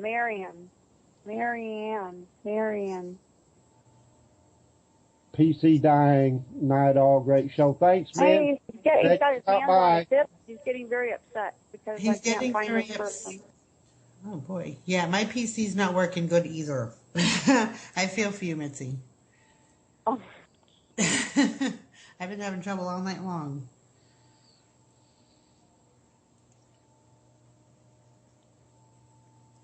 Okay, does he?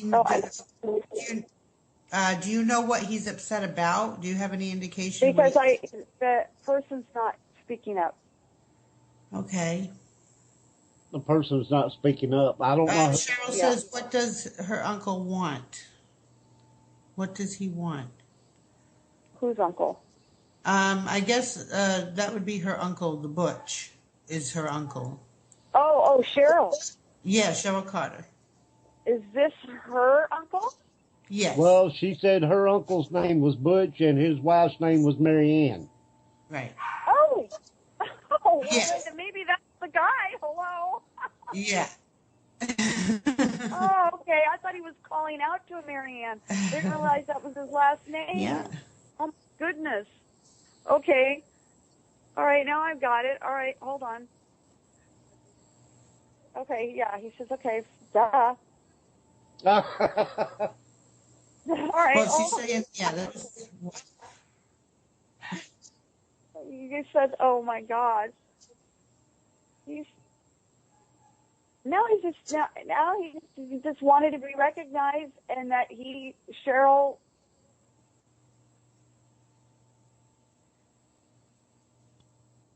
He just hey, hi. So he was just trying to say hello? He wanted to say, hey, I'm here, and there was no specific message. He just, okay. all that fuss, and he just said, yeah, I'm here, hi. Well, hey, he wanted her to know he was here and say hello. Yeah. So. Cheryl said he was her godfather. Oh. And that was his last name. Boy, I got first and last names. That's very unusual. Well, she's saying that's his wife's name. That was his wife's name. Yeah, his Oh, wife is Mary Ann. Oh, okay. Got it. Well, that's still pretty good. Yeah. Okay.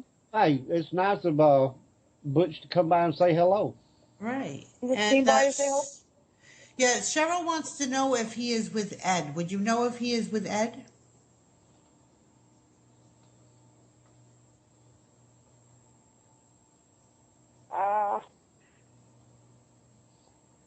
He says, no, I'm with Terry. A what? Terry or Kerry? Terry. Terry with a T. Okay. Terry with a T. Okay.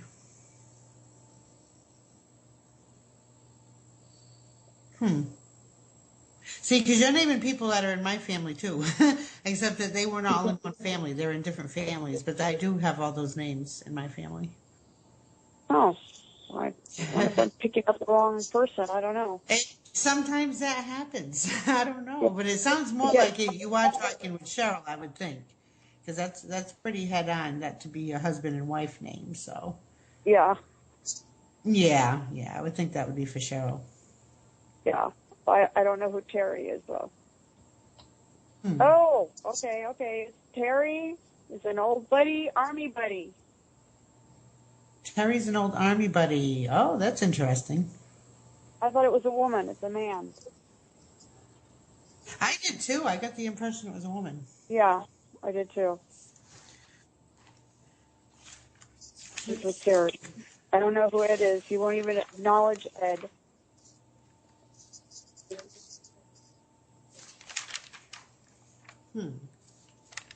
No. But I have an appointment. I've got a reading in about 15 minutes that I have to prepare for. Oh, okay. I'm going to have to step away. But I want to thank you for inviting me on your show.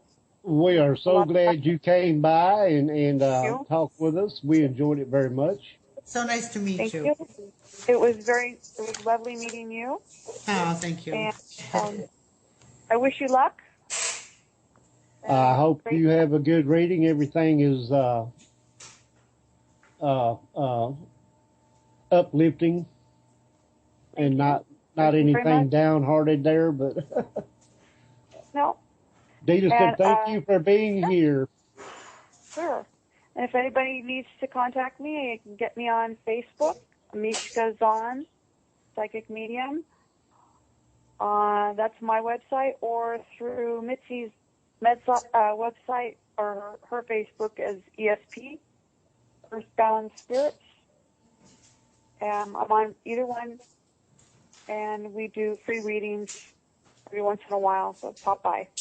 Dita's saying, please come back again and tell us more of what you have to say. She appreciates your humility, and so do we all. It's been a pleasure. Oh, thank you very much. It's been a pleasure talking to you, too, Roger. Take care. Always, always. All right. Bye. Blessings to you. Bye. Okay, bye-bye now. Bye. Bye. So, Roger, it's just me and you. I and you and I, that's right. Right. Well, yes, you said it properly. Okay. Well, I didn't want to bring your grandma into this. Oh, my gosh. I love your grandma. Yeah, grandma's cool. If she was still here, she'd be even cooler. That's right. Okay. Tough act to follow. Yes, indeed. Now, let's talk about... I want to talk about what we were talking about before the show, where me too. You were reading about you were telling me about the thing about Mark Twain and his brother and the dreams. And, actually, that's a very interesting story, because I was thinking about what we could talk about tonight, and boy, this is pretty interesting what he had to say, because people that have dreams. Yeah, I was reading about people that have dreams, and then they come true later on. And some famous people, that happens to even some famous people. Um, I'd like to say thank you to Dita first, saying I'm very good too. That's very sweet. Thank you very much. But Mark Twain had a dream actually about his brother, and him and his brother, they worked together on the riverboats. They were going up and down the Mississippi between St. Louis and New Orleans. And Mark was sleeping at his sister's house one night, and as he went to bed, he had a very unusually vivid dream.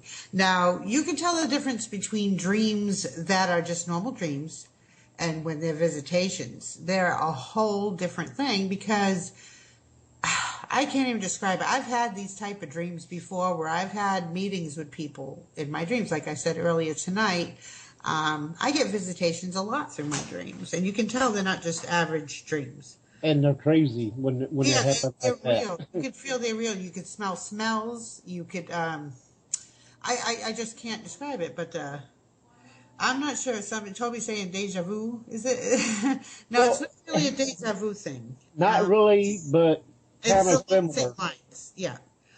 But Mark Twain was sleeping at his sister's house, and in his dream, which they labeled it a dream, but he believes it wasn't a dream, but he saw his brother's corpse lying in a metal coffin in his sister's sitting room. And back in the olden days, remember, when you died, they displayed you in the family house. They didn't bring you to a funeral parlor and prep you up and make you pretty.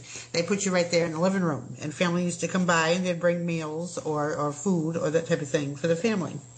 So he had a dream about his brother being in a metal coffin in his sister's sitting room, and the coffin had rested on 2 chairs with a bouquet, and in the middle of the bouquet there was a single crimson-colored flower. And it was placed on his chest, and that was his dream.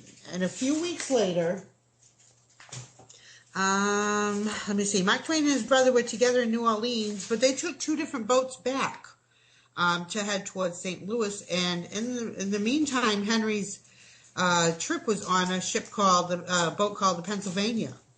But the boilers had blown up and exploded not far from Memphis, and it killed a lot of people, actually. He was badly injured, and they took him. He was in great pain. They brought him to Memphis, and he wound up dying a couple of days later. Most of the victims of this accident were buried in wooden coffins. Back in the olden days, people didn't have money to be fancy, so they just buried you in wooden coffins. And it said a number of Memphis women, they were moved because they had so much love for this young man, that they raised the money to provide him with a metal coffin. And it said, when Mark Twain came to say his last farewells to his brother, he found the body lying in a metal coffin, just as it had been in his dream, and the bouquet wasn't there, though. That was in his dream. But as he stood beside the body, a woman entered the room. Yes, as he stood up beside his brother's body, a woman walked into the room and placed a bouquet on his brother's chest of white flowers with 1 red flower in the middle. Wow. So he had a dream. Yeah, this was a couple of weeks before he had the dream of his brother's coffin lying out. And that's really amazing. How because strange is that, though? That's what I mean. And I've had these type of dreams before. When I was a teenager, I don't really get them anymore. I haven't lately. But when I was younger, I would get a lot of these type of dreams. And I think a lot of us do. A lot of us have had these type of dreams. I've had people ask me a lot of times if they had... They'll ask me, do you think this was a dream or a visitation? And I just tell them right off the bat, you can tell the difference. Because... Well, and see, to go along with that, I did an interview on the show here with Christopher St. Booth not too long ago. Okay. And about 3 days before, I woke up from a vivid dream that he was in, and we were doing the interview. Really? And he sounded exactly like he did when I talked to him on the interview. It was him exactly as he sounded on the interview. Huh. And, I mean, it was vivid, it was going on right at that minute. And it's funny because this happened before his interview, and it went and happened just like you said it was going to in your vision or dream, right? That's funny. And And yeah, John, I was totally freaked out after that happened like that. I'm like, wow. it's true. It does kind of freak you out. My Uncle Manny had passed away. And he was the beloved uncle in the family. Everybody loved him to death. And when he passed away, it's a very sad thing. But we were all kind of separated after that. We didn't get together for dinners and such, like we used to when he was here. And I was talking to my other uncle, his younger brother, one day on the phone. And I told him, you know what's strange? I said, I had a dream about Uncle Manny last night that he called me on the phone. And he said to me, hey, kiddo. And my uncle's, he didn't make any noise. And I was like, are you still there? And he couldn't believe what I was saying because it seems that right before that, my Aunt Nancy had the same exact dream when my uncle called her on the phone and said, hey, kiddo, and said the same exact words. And we didn't talk to each other. So, I mean, it's not like we could relate this to each other. Right. So that was pretty amazing, too. And I think my uncle made a visitation. I don't think it was a dream. I think it was for real. He really came to visit us. And it's funny because Johnny in the room here said Abe Lincoln saw himself in a coffin during a dream. And that's a famous story also that got around. Okay, it did. I think Abraham Lincoln also dreamed about his death, didn't he not? Yes, he did. Yes, he did. There's stories that have been out around about that. And that's pretty, I think, I don't know, Abraham Lincoln in general is like a field day with the paranormal. There's a lot of things associated with Lincoln. Lincoln, the Kennedys, there's certain people, excuse me, certain people and families that are public are just, I don't know, they're like magnets to paranormal happenings and mysterious things. Some more than others. Look at Marilyn Monroe. Right. James. And they had to make the movie Abraham Lincoln, the Vampire Hunter, and all that stuff. Oh my gosh, I've seen that. That's ridiculous. I'm sorry. I wasn't going to see that. Don't ruin Lincoln. I love Lincoln. Stop ruining him. I did too. I thought Lincoln was awesome, but it's just funny how they will do anything to make a buck, Oh, look at that. And mustard seed. She lives near Elvis. Oh, right on. Just all here at the Burger King. A few weeks back. Now that's rocking. I love Elvis. He is so cool. He's another one with all the Elvis sightings. What do you think of that? I mean, do you think these people were really seeing Elvis?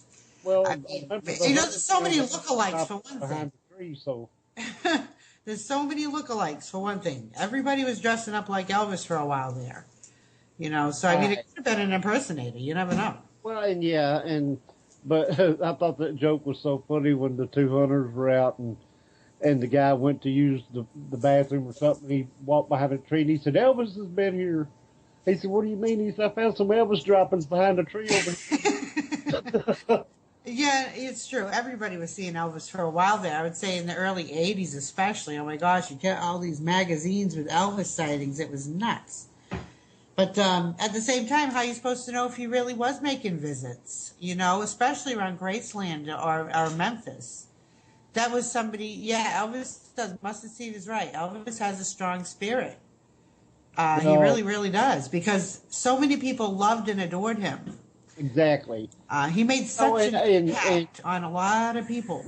Of course, there's the big hoodoo about him faking his death and he didn't really die. And all of that good stuff. And I've heard all that stuff, that he made up his own death and all that stuff. I really don't believe that because he knows. I think truly I can sense that he had a true heart.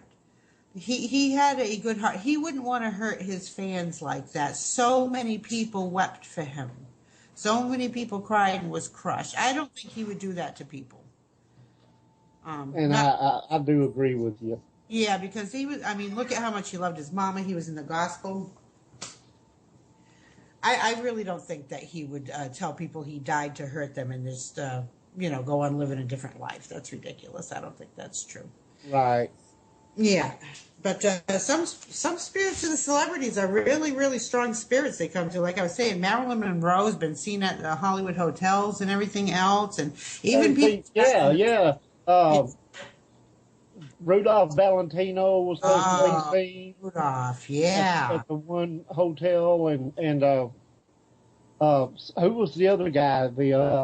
Oh my gosh, there's everybody. Especially the the big old stars. Look at Charlie Chaplin with the Chinese theater and all that. right. I mean, especially a lot of the old-fashioned stars, even people that were famous but not necessarily movie stars, I would say, like Harry Houdini. Yeah. Look at that big thing with the Halloween. He's going to come back to see his mother and all that kind of thing. So many, once you get into the Hollywood stories, oh my gosh, that's a whole nother ballgame. Look at all the mysteries and paranormal things that happened around James Dean's death with his car. Oh, yeah. Nobody could own that bloody car. You know, and they would find pieces of it here and there and everything, and bad things would happen to people that went near it. If anybody used a part off of his car to fix their car, something would happen to their car. Right, and how true is that? I mean, what if this stuff is really real? Isn't that something that someone could, something could be cursed like that? Speaking of cursed, like I know you posted that in my room about that Annabelle doll. Oh my gosh. Burn that sucker. I'm sorry. Bury it somewhere. Well, there was Annabelle and there was Robert the doll. And, yeah. Why would I keep something like that? Get rid of it. It's like a Ouija board with legs. Good Lord. I want to go to the Island of Dolls. I really do. I'd love to see that. A lot of people are into the haunted dolls. A lot of people. I see all these clubs and groups on there for people that, and I'm not going to knock anybody that, right? I mean, if you believe that really happens and this and that, but why would you want something cursed or something in your house? Like, okay. For me, anyway, I wouldn't. I'm not saying I want something cursed in my house, right. But it's the whole paranormal aspect of it that I like. Right, I can see. Because I'm into everything strange and paranormal, so, yeah, I'm interested in, stuff like Annabelle doll and Robert the doll and the Island of Dolls and all that and haunted objects, all that kind of stuff, I can see that because look at Lorraine Warren with her whole museum and John Zaffis. Yeah. They have their stuff all in one place. There, can you imagine the energy in that place? CJ said that James Dean's car is missing now, also. Oh, really? Didn't they go missing a couple of times? I'm not sure. Yeah, I think I heard of it a couple of times going missing. They'd find it in a different place like a couple of years later and put it back and this and that and the other thing. I just think that whole thing. He died when he was, 24 years old? Look at how many years, at least 50 years now, this stuff's been going on and happening. Now, Data's saying, I agree with you, I would destroy cursed items, but, is it possible that they would be like when you try to destroy a Ouija board? Yeah. It doesn't seem to want to be destroyed. Yeah, because I've heard of it. Like I said, my parents, my mom told me that story about the Ouija board, and that's why I wouldn't touch it. Growing up, I did one time with one of my friends, but then my mom told me a story when I told her I messed with it. She was really against it, saying that she and my father, I guess, had company over when they were teenagers or young anyway. No, they were in their early 20s, I would say, because us kids were born already. And Opie, are you meaning Casey Kasem? Casey Kasem, yes, Casey Kasem. I think that's what he's trying to say there. Where is Casey Kasem? I don't know. I'd like to talk with Casey. I'm sure wherever he is, he's rocking on. I was going to say that. I was going to say that. Dick Clark, too. Same thing. Right. Did you know he had a Flintstone house? No, I didn't know that. His house in California went up for auction. It was done exactly like the Flintstone house. That would have been cool. I'm going to have to look that up now. Yeah, it was up for auction. Wow. And his body is missing, Toby said. Casey Kasem's body is missing? Okay. Huh. Casey is 6 feet under. Yes, we know that, but apparently he said his body's not 6 feet under no more. Still looking for it. He's with Jimmy Hoffa. I like Vita. I like Dina, you, you're a He's nut. with You Jimmy crack Hoffa. me You up. got the right idea, girlfriend. I love Dina. Jimmy Hoffa, my gosh, oh my gosh, how long have people been talking about that? I don't think they'll ever find Hoffa. My Well, gosh. the pet detective guy did in that movie. Not Ace Ventura. Yeah, not Ace Ventura, but Look at the other CJ. I movie. agree with you, Cindy. Swimming with the Fishes. I think if he was Bruce into Almighty, that was it. if he was into any kind of mob dealing, come on, they're going to leave his body where you Swimming can with the find it. fishes. They get rid of those type of things. Those things are gone. You'll never find it. He's swimming with the fishes. That's right. I think so too. Because they did investigations in a house where they thought they found his blood in between the floorboards and all that kind of stuff, tearing up the floor and trying to get the blue lights under there with the luminol. And I don't know. I think Jimmy Hoffa's gone. I don't think they would have left his body where you could find it. And Big Bird said that was a setup. Which thing was a setup here? It was. He was like the head of the union thing and everything, and he got too big for his britches is what happened. Yeah. Oh, the suicide letter, he's saying. Okay. The suicide letter was a setup. Oh, the one. All right, you're talking about the odd thing about the suicide letter from Martin Luther King Jr.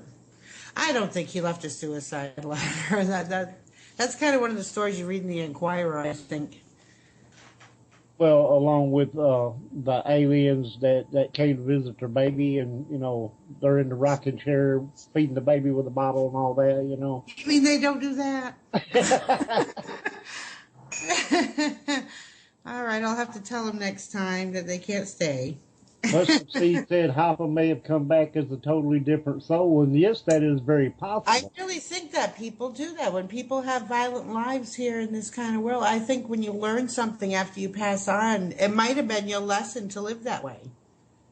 I don't think the aliens were rocking the baby and feeding them with the bottle on CNN, Toby, but they could have been on Fox News. Okay, because I had somebody message me that wanted to friend me in the worst way, and I'm not going to insult people, but she insisted that she was taping with her voice recorder messages from Robin Williams every night. And she was playing them for me. Yeah, this girl turned out to be interesting. That's a good word for her. Interesting. Yeah. Who's to say Robin Williams wasn't giving somebody EVPs, Yeah. Well, she was going on to say that she was having a relationship with him. Oh. Yeah, I got the straight as the days okay. went. Yeah. I don't mind if people want to think they can communicate with people that are, stars and pass on. But as far as having relationships a month after they pass away, yeah, I think that's a little too soon. They need time Cheryl said, did you know Custer wore an Arrow shirt? Really? No, I didn't know that. I didn't know that either. That's pretty interesting. Custer's another one. He's interesting. I love the Old West. I love the Wild West type of things. Especially like what they have when you go down to Tombstone. I'm dying to visit a ghost town. I want to go visit. All right. Toby's wrenching his fingers out again. Uh-oh. As the paranormal turns. I agree with you, Cindy. So I are the agree days with of you. I our should lives. make money off of that story. I should sell that story. I could be rich. I know. Cheryl Carter says, I have to go to Tombstone. I want to go to Tombstone. Cheryl, come get me. Let's go. I know. I'm dying to. Either that or Dodge City. Boy, I would really love to. Oh, Toby said they've been there, and it's a great town. I want to go to the bird cage and all that. A bird cage. I know why you want to go to the bird cage. Stop. I want to go to the bird cage, and I want to go to the OK Corral. So, yeah. I know it. Well, hey, I know that the prostitutes were in the bird cage and everything like that, but I don't think they could do much for me, really. Hey, you never know. And if they did, I don't think I'd enjoy it too much. It would be cheaper. Oh, that's bad. It really is bad. I love it. But it was funny. Yes, it was. Uh, Toby said that Rapid City is great too. Rapid City, Rapid City. well, see, and having talking with you because you have been to Chickamauga, and I want to go there Yeah. so bad, and I want to go to what's the rock? Oh, we Where have they a had few the cannon, things. We have Profile Rock up here, where which they had the is cannon on the rock. there's Lookout Mountain. Yes, yes, yes. I want Yeah, Lookout to, Mountain. It's an interesting place. They have what's right next to it is Ruby Falls, where you can go inside of the mountain. Um, I don't know if it's by an elevator type of thing, but I guess they have the underground water lakes yeah. That's seeing but all you of could that. Where you have water underground, especially if it's like underneath a battlefield, that will help produce paranormal activity. right. Okay, I was gonna just bring that up. That's we're getting ready to come up on a break here, and I want all to right. tell everybody that we are live on WCJV Digital Broadcasting out of Youngstown, New York. And we're going to be taking a break, and we will be back with a. No, we won't. Okay, so we're not going to take a break. Okay. Oh, well, in that case, without any further ado, we are going to do a tribute to Mr. His Eminence Bo Jerkhart. Ooh, my favorite. I love him. Okay, we're gonna play one of his songs here for everybody off his new album, Me, Me, Me, Me. And also, I got to tell everybody that he is working on some new stuff. He's not going to be able to join us tonight live. He is working on some stuff, and but he wanted me to tell everybody that he is working on new material, and that he will be back. Probably, I hope maybe next week he'll be able to call in and join us live again. But we're going to do a little tribute here in honor of Mr. Mr. Jerkhart. His Eminence. This is one of his new hits off of the album Me, Me, Me, Me. So without any further ado, Cindy, take it away, please.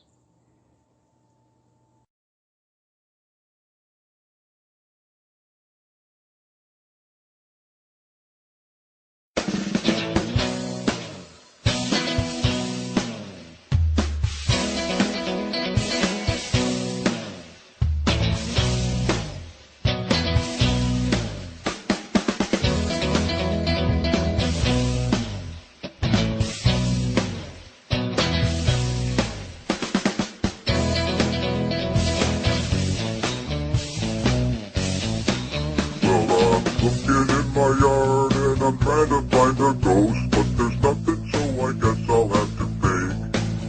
Go down to the park, and when it starts to get dark, with my camera I will click away. Now don't be suspicious, cause my pictures are fictitious, or I'll block you as a friend of mine. We all know they're not true, I'll ask a favor from you, just let me bask in my fake limelight. But they keep mocking me daily, they keep on mocking me daily, they keep on mocking me daily, they keep on mocking me daily. I built a Bigfoot in my backyard, got a demon at a theme park, UFOs are flying by me all day. Posted on my Facebook and I sit back and wait to see the likes come from my friends with no brains. But they keep mocking me daily. Yeah, they keep mocking me daily. They keep on mocking me daily. They keep on mocking me daily. Daily, daily, daily, keep on mocking. Mocking me daily. Keep on mocking me daily. Ooh, yeah. Don't be suspicious.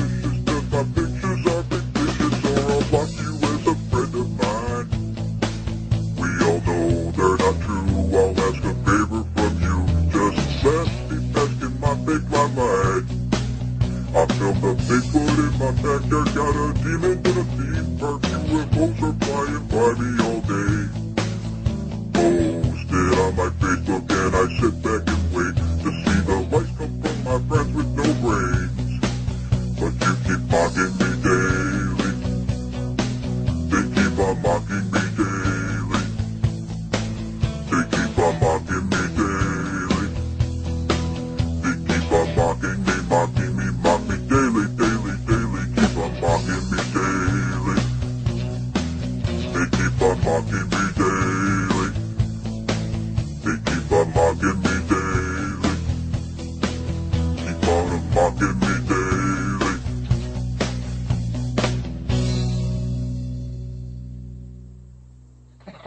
Okay, everybody, I hope y'all enjoyed that. That is from the Grand Poobah of the Paranormal himself. And we'll be doing some new material for everybody to hear coming up soon. Oh my And, gosh. you know, you got to rush out and buy the album, you know, when it comes out. I am his biggest fan. I am his groupie.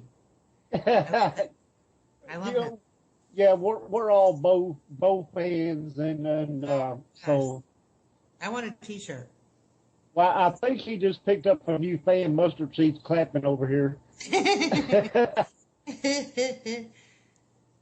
How could you not like that? And Wookum Lips says Yeah, he's that's hilarious. me. Okay, I couldn't and change my he, name. well, see, I didn't know who you were Wouldn't up let me there. change my name, so I'm Mookum Lips. Okay. Well, anyway, he is Yeah. Grand Poobah Right. of the Right on. Paranormal, His Eminence Bo Jerkhart. So, and like I said, nobody can claim to have the evidence that he has. It's just unreal. You know, I always wanted to get a picture of a ghost sandwich, but I never was able to do it. So, Exactly. Not only that, he's a big hit with the women. That's what he told yeah, me. yeah. That made me laugh so hard. I'm sorry. That's funny. Toby's making what is it? Whatever kind of face that is. They're like, what?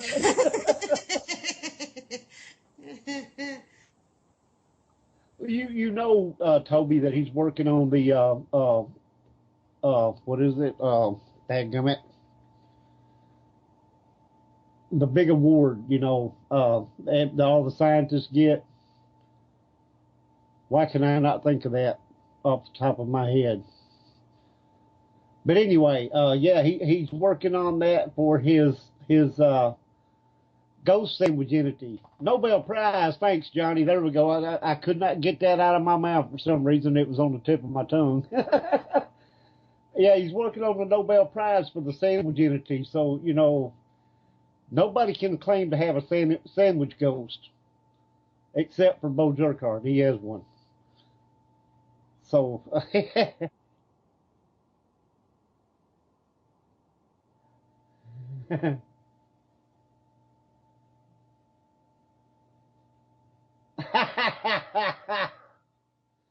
okay, did we lose Betsy? Hello? Yep, yep, we did. Hopefully she'll get back in here in a minute, folks.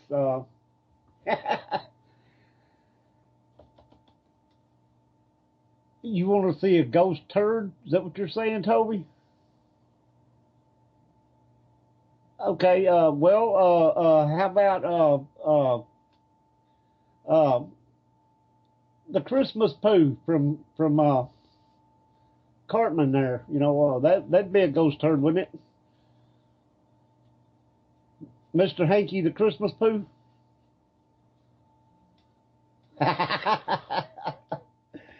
Okay, he'd be one of the three spirits of Christmas. See, first the Christmas spirit comes and eats all the milk and cookies and everything. You know, then the second one comes and gets the rumbly upset stomach, and the third one comes and drops a Mr. Hanky in the toilet. So they didn't really come to scare Scrooge. You know, they came for the food to take a crap. Oh, mustard seed. Okay. Mr. Hanky. Yeah. You got to see him with his little Santa cap on and all that stuff, and his little arms. He's adorable. He really is.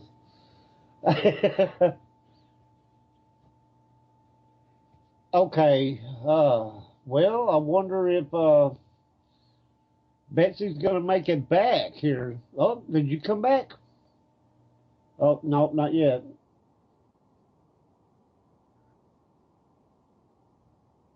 Okay. Anyway, race car. Okay, Big Bird. We're talking about vampires, race cars, and Mr. Hanky the Christmas Pooh. So how does all of this fit together?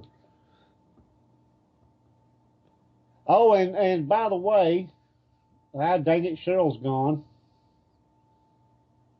So we didn't get to find out who won because really nobody answered the question.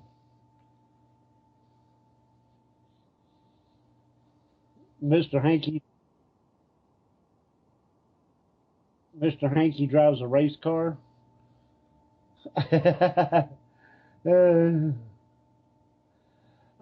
Data.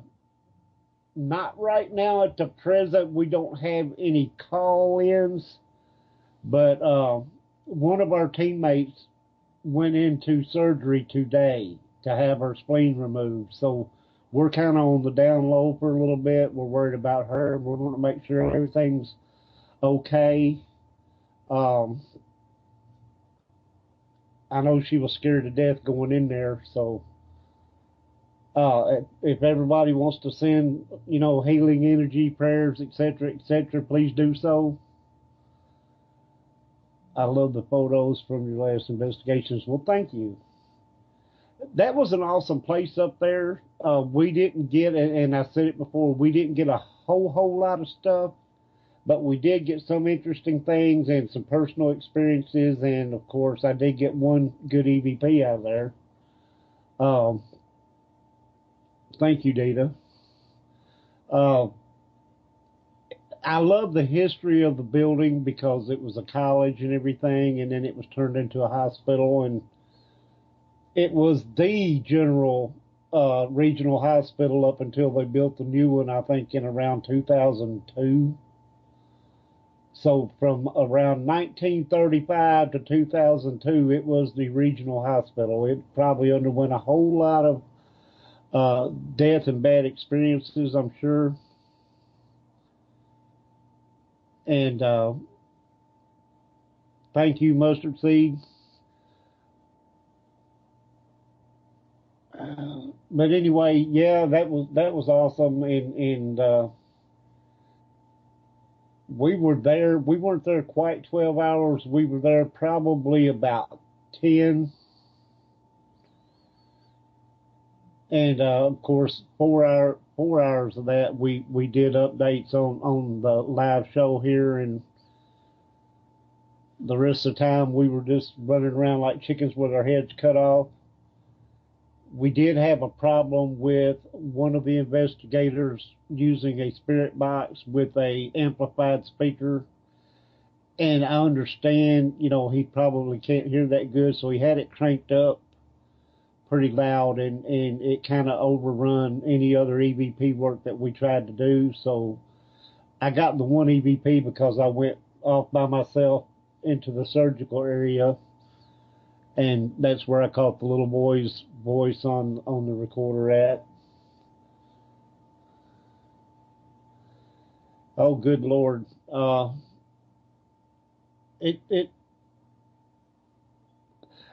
the crazy thing about that, now that you mentioned video footage, I thought was really strange.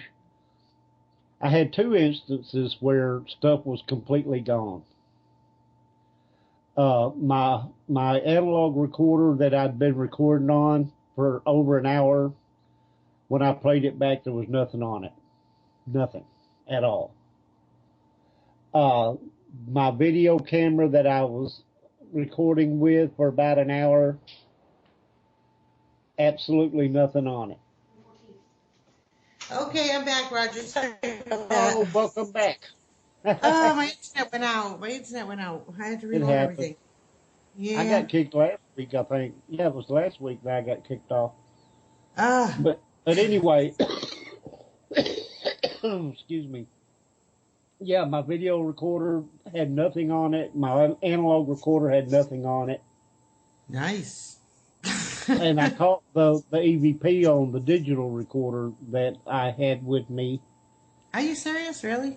Yeah. I mean, it's like something just wiped it off or it didn't record it because they didn't want to be recorded. I don't know. But, I kind of feel like that. I feel like it is because this has been happening to me all night here, and the weather's clear. I can't play the and voice. I'm sensing something around me. Mustard seed, I wish I could, but you never know. I can't play it for you here, but if you want to come to my Facebook page, Half-Past Dead Paranormal Investigations, it is on there, and you can listen to it there. Neat. It's a very short EVP, and it just kind of sounds like ooh or something like that. But you can tell that it's a child voice. So, I'll have to check it out. But yeah, I mean that was the only EVP that I got, and it was a child's voice. Where did you get this EVP from? This was at the regional hospital up in Fayetteville. Oh, okay. Yeah, I checked out some of your work on there, some of your stuff you had. Now, some of the pictures were awesome.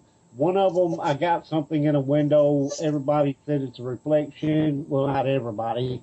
People were arguing back and forth. No, it's not a reflection. Yes, it is a reflection. That always happens.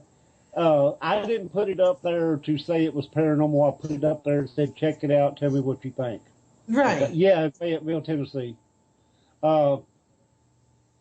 The one picture that I got, and I put on there, I'm not saying this is paranormal, it just looks creepy. And it was a picture of two red lights in the window. All I did was I walked by the door and I stuck my camera in the door and took a picture. Mm-hmm. And through the window across the room, there was like two red light looking things, but it reminded me of the glowing eyes in the Amityville house. And that always scared me when I was a kid. So I'm like, no, I'm not saying it's paranormal, but it's creepy. Yeah. I'd be creeped out. Oh my gosh. You know, and we just, I took random pictures, and as I walked down the hall, I would take a picture inside the rooms and stuff like that. And those are the ones that had something, I guess, worth, putting up there and saying, tell me what you think. So, that's when I get the best things is when I do it randomly. When you put something too much into something. No, I haven't, Mustard Seed, but I would love to go there. Yeah. She's asking if I've been to Octagon Hall. Yeah, I don't have my chat anymore. If you can fill me in if anything good's being said. Okay, she was asking if I'd been to Octagon Hall, and no, I haven't, but I would love to. I have been to Waverly Hills, though. Oh, you have been? Yes. What did you get there? Anything good? I was in the morgue. Ooh, boy. And it was me and another guy there, and I got on that slab thing and had him push me up in that little freezer. Oh, my gosh. I can't believe you did that. And I had, now you know me, I'm going to go where I can find something. So anyway, he pushed me up in there. I had the digital recorder with me. And I asked if there was anybody there with me. And I got an AVP that said, I'm with you. Huh. Now, did you sense if it was good or bad? Did you have any feeling towards that? No. It was just a male voice saying, I'm with you. In other words, he'd been there. He had been there. Because you can tell the difference a lot of times if you feel like it's something negative. Okay, Toby, good night. We'll see you next week. Night, Toby. Anyway, the second one I got, we were in the death tunnel or the death chute, whatever they call it. Yeah, I forget about that. And he said he'd bring his rented fingers. Anyway, I have a bum leg, and everybody that knows me has heard me talk about it. I have a clogged up leg, so I can't walk long distances. I have to stop and sit down. So what happened was we got about halfway down the death chute, and we sat down there on the steps, and I had my recorder going, and I had my handheld camera, which I didn't, at the time I didn't have the booster light, so it wouldn't see very far. It doesn't pick up very. But anyway, we're sitting there, and he's taking pictures with his camera, and I've got my handheld running, and I've got my recorder running. And I hear heel-to-toe footsteps coming from the bottom end of the tunnel. Mm-hmm. Oh, yeah. And, I mean, it's very plain, heel-to-toe, heel-to-toe, heel-to-toe. Yeah, you can tell. I've heard that. Okay, I said, you hear that? I said, you hear that? That's footsteps. He's like, no, that's the concrete settling. I've worked in this stuff for years. I know what concrete settling sounds like. I said, concrete don't settle heel-to-toe. It just don't, okay? And nobody else could have come in there from the other direction or anything like They that? could have, but it was so pitch black you would never see them. Yeah. I've been in tunnels like that before. Okay, now, they could have. Right. But if it did, they never came up to where we were. And you would have probably seen a pinhole of light or something from them to have. Well, if they would have came in there in the pitch black, I'm sure that they would have had a flashlight or something, because there is stuff in there you can get hurt on. Okay, Exactly. So yeah, I'm thinking you'd see a light or something down there. We never did see no light, but you could hear that heel to toe walking, and my recorder did not record it. So that's another thing that tells me it was not a real person. You would have got that, okay? But if it's a spirit walking and they don't want their footsteps recorded, you ain't going to record it. I mean, you never know what they can fiddle with. Not when it comes to electronics. I mean, that's just my so opinion. many I could be things. wrong. So, but I don't think if they didn't want it recorded, you ain't going to hear it. Well, anyway, which one of us? I mean, when it comes to paranormal, there's no answers really. Right. That was EVP number 2. Oh, okay. Okay. Then later on in the night, we were on the 5th floor, which is the top floor. Right. Where the nurse supposedly hung herself. Oh, yeah, okay. And I've told this story on here before. Some people have heard it, maybe. But anyway, the nurse supposedly got pregnant out of wedlock by one of the doctors. The doctor refused to have anything to do with it. She, of course, back in that day, getting pregnant out of wedlock was a no-no. Oh, right. They used to have girls' homes that they would say. They used to put people in asylums and stuff like that for that. Yeah, right. Okay, anyway, so now I'd heard at some point that they had took her in the room, which is right there next to where she hung herself and aborted her baby. That's a rumor that I heard. I don't know how true that is. Yeah, I've heard a couple of different stories myself. Okay, but anyway, she hung herself from the pipes outside of that room right there in the main area. That's so sad. That is so sad. And I thought, when I got this recording, I thought at first it was her. But it wasn't her, because the EVP said, help me walk. What did it say? Help me walk? Help me walk.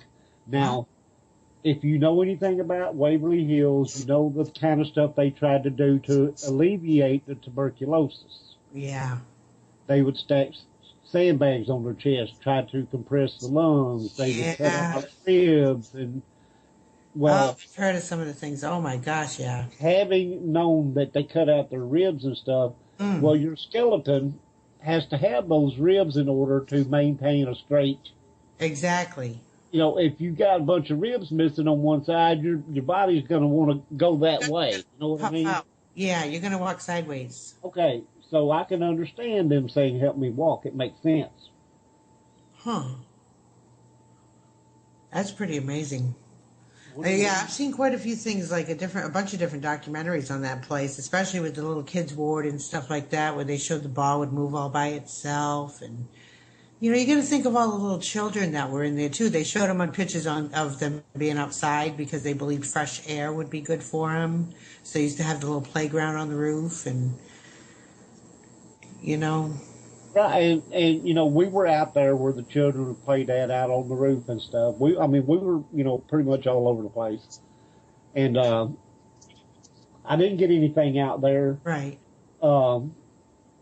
Except for feelings. I mean, energy, you can feel energy, but, I didn't get anything on recorders or cameras that I could say were, I could show that I got something.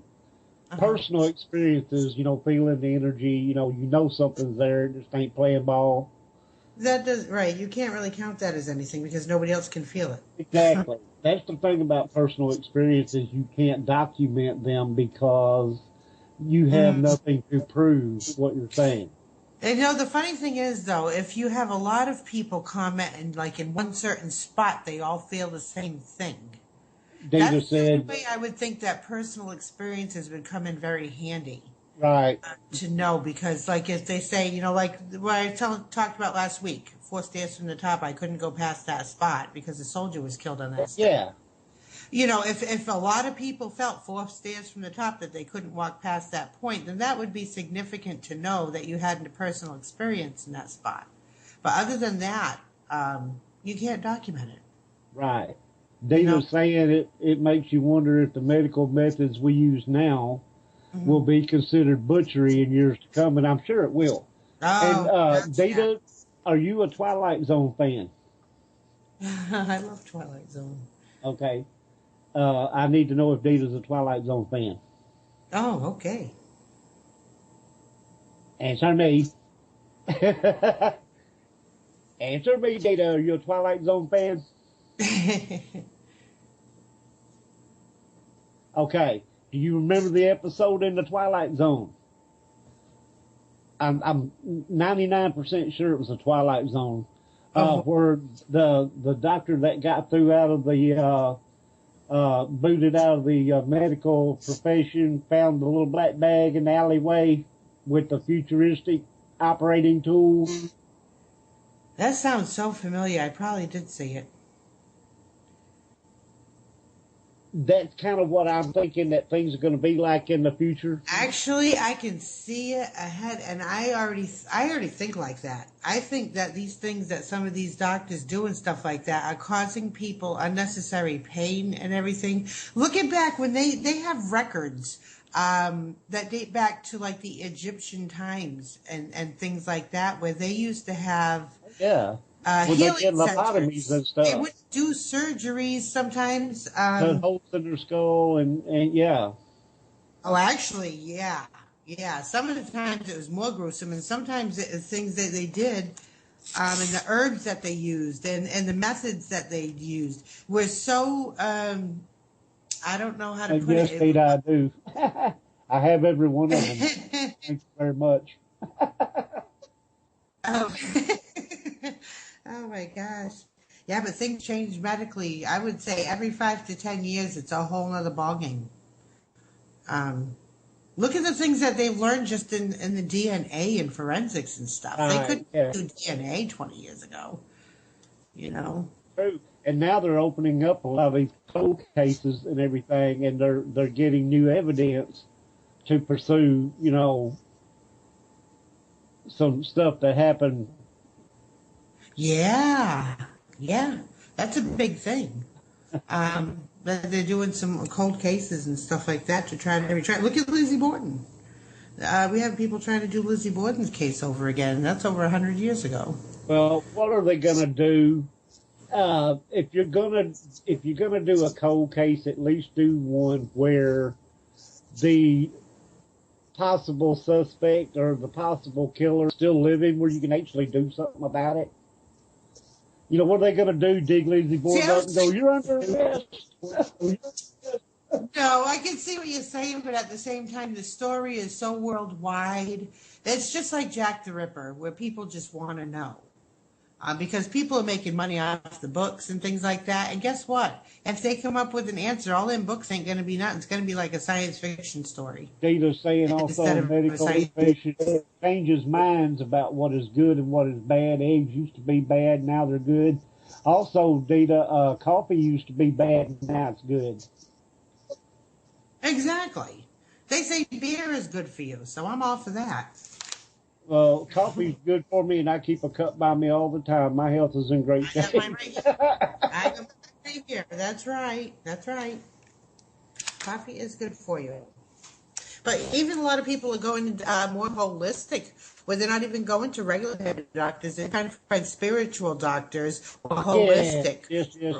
People going to spas and getting acupuncture and things instead of, because even me, I got sick for being on meds for so many years that I'm going holistic. And I'm realizing a lot of those things are just chemicals out to kill people. I got sicker on the meds than I did. Salt used to be bad, but now you have to have it to live.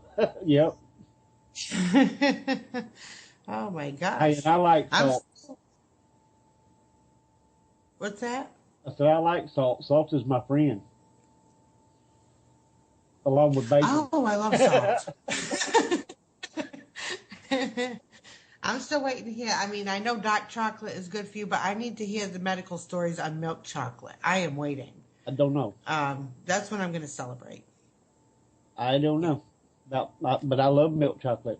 I never was a big dark chocolate fan, but I love milk chocolate. How can you like dark chocolate? It tastes yucky. I said I don't like dark chocolate. I like milk chocolate.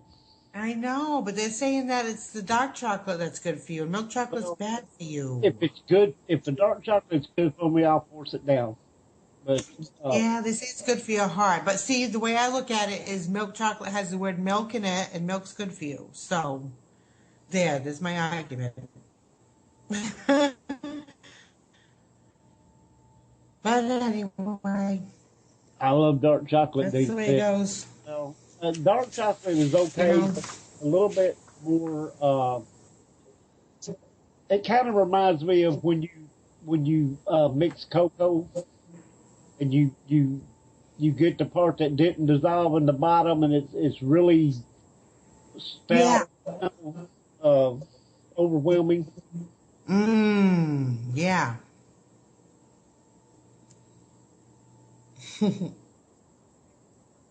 Okay, we are live on WCJV Digital Broadcasting out of Youngstown, New York, and I had that covered. Thank you.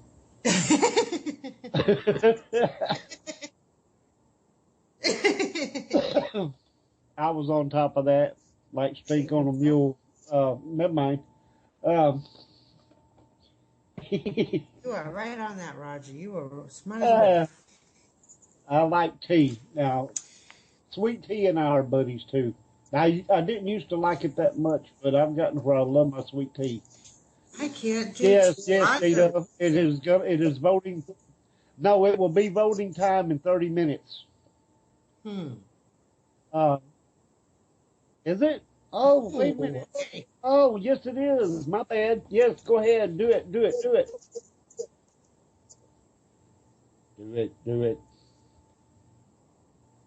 Yes, everybody please go vote for us. And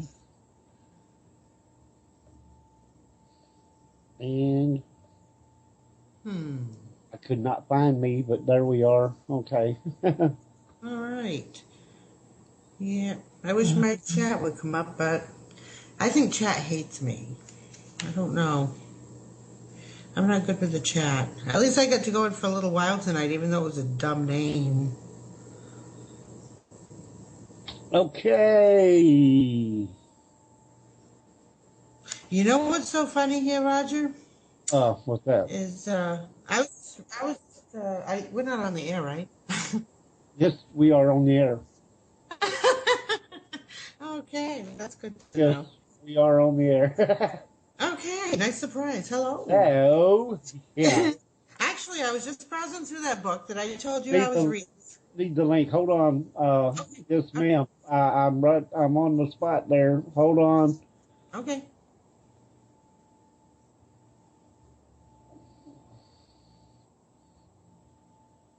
Hold on. All right. And let me get back here. Good Lord, what's with the delay thing? I don't know, but this was good. Hey, that's not it. That's not it. Here it is.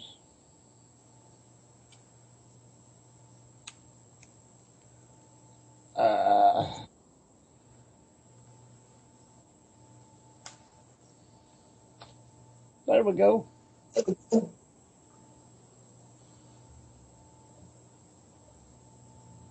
Are you kidding me? What is it?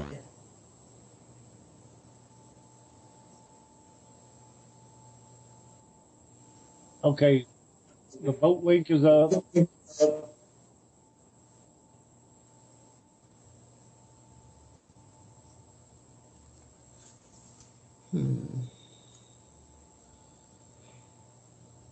Okay, you guys, I'm gonna have to disconnect and call back in. This echo is I crazy. know. Mine was messing up too.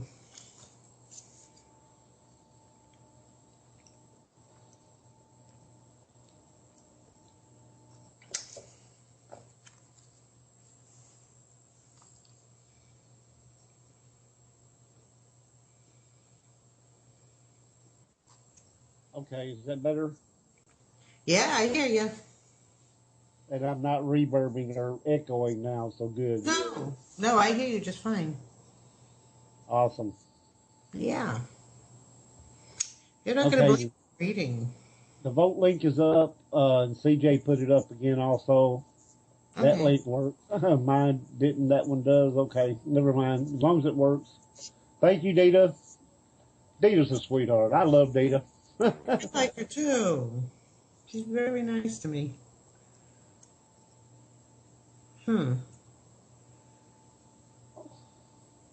Okay.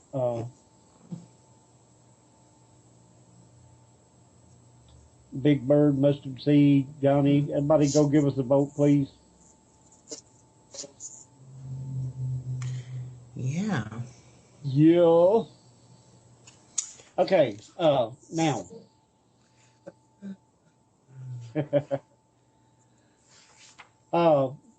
What was there was something you was telling me about that you was looking into besides Mark Twain. Yeah, I'm seeing it right now, what I'm looking at. This is amazing. Actually, it is a story about a novel written called The Titan, compared to the Titanic. The one I was telling you about. I'm looking right at it right now. It's giving me all the comparative facts compared to the Titanic. For those who don't know what we're talking about. This is amazing. And I was telling Betsy about this today, and now she's looking at it for herself, which is cool. I can't believe I opened the book and it's the first thing I seen. That's amazing. Now that's an omen. I know it. Okay. 100 years before the RMS Titanic sailed and sank, there was a book written about a ship that didn't have enough lifeboats, was a luxury liner, the top of the class at the time, that hit an iceberg. We were just talking about this. Hit an iceberg on its maiden voyage and sank. Exactly. Unbelievable. The name of this ship in the story written 100 years before was the Titan. This is incredible. Exact same thing that happened to the Titanic. Exact. And he wrote this story 100 years before the Titanic was ever built. And both the shipwrecks were in April. Exactly. Oh my gosh. The stuff that they're listing here for this. In fact, if I'm not mistaken, the shipwreck in the story happened on the same day in the same month and by the same accident. Yeah, it's saying that it supposedly was an unsinkable ship, just like the Titanic. And it says that the Titan strikes an iceberg and sinks with enormous loss of life. And it was actually written in 1898 by Morgan Robertson. It's a book. It's called The Wreck of the Titan. Yes. And unbelievable. And both of them happened. Now, this happened a long time prior to the real accident, and both of them were in April. It was 100 years to the day, if I'm not mistaken. Are you still there? Yeah, and it says the passengers and crew even. Can you hear me? Yes. Can you hear me? Okay. Yeah, it's saying that the Titan had, in the book, 3,000 passengers that died. The Titanic had 2,200, which is very similar. Both of them were in April. Both of them had roughly 20 lifeboats.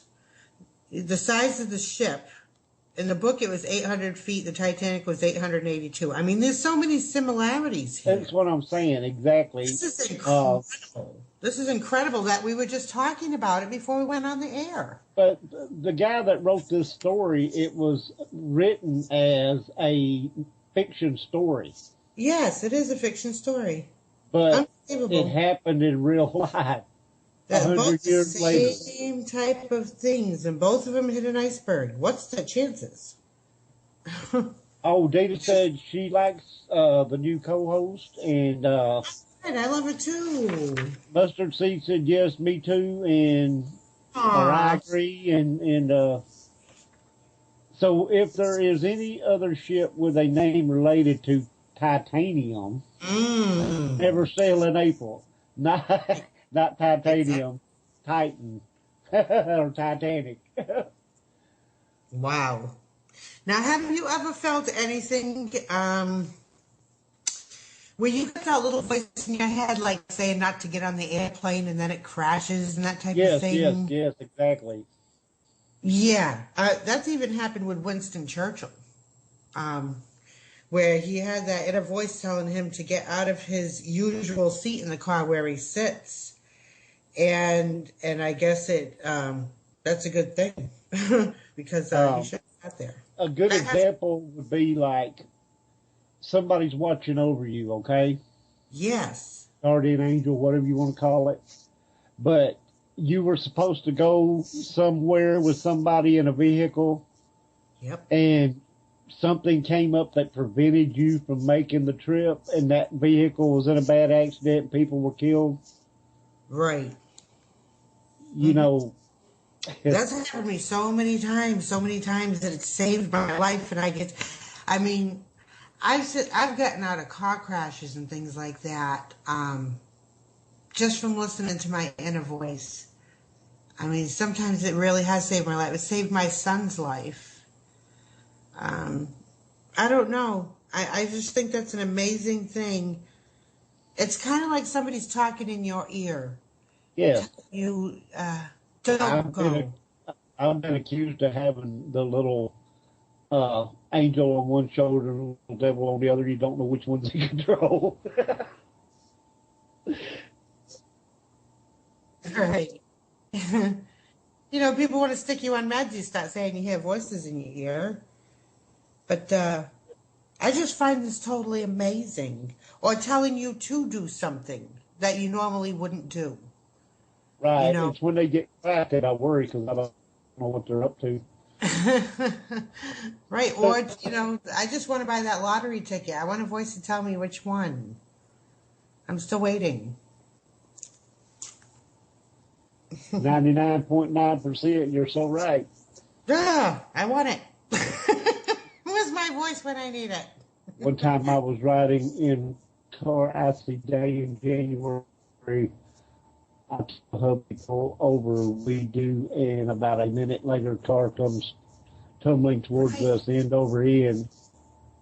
Exactly, that's what I'm talking about. Thinking would have been in that accident if we had not, yeah. Wow.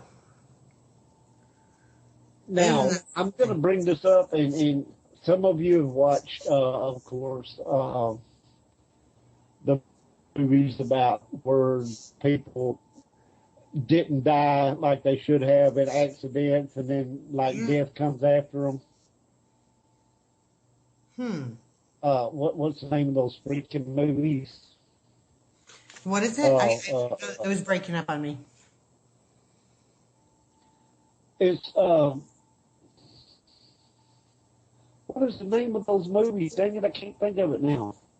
What type of movies? Anyway, the original one is where the girl and her friends were supposed to die in the car crash on the interstate, but they didn't. I know what you're talking about. There was a whole series of them, like 5 movies or something. Yeah. Final Destination. There we go. Final Destination. Final Destination, that's it. Oh my gosh, some of those things were gross. Okay. That roller coaster one. in reality, could that be a reality? I was thinking that too.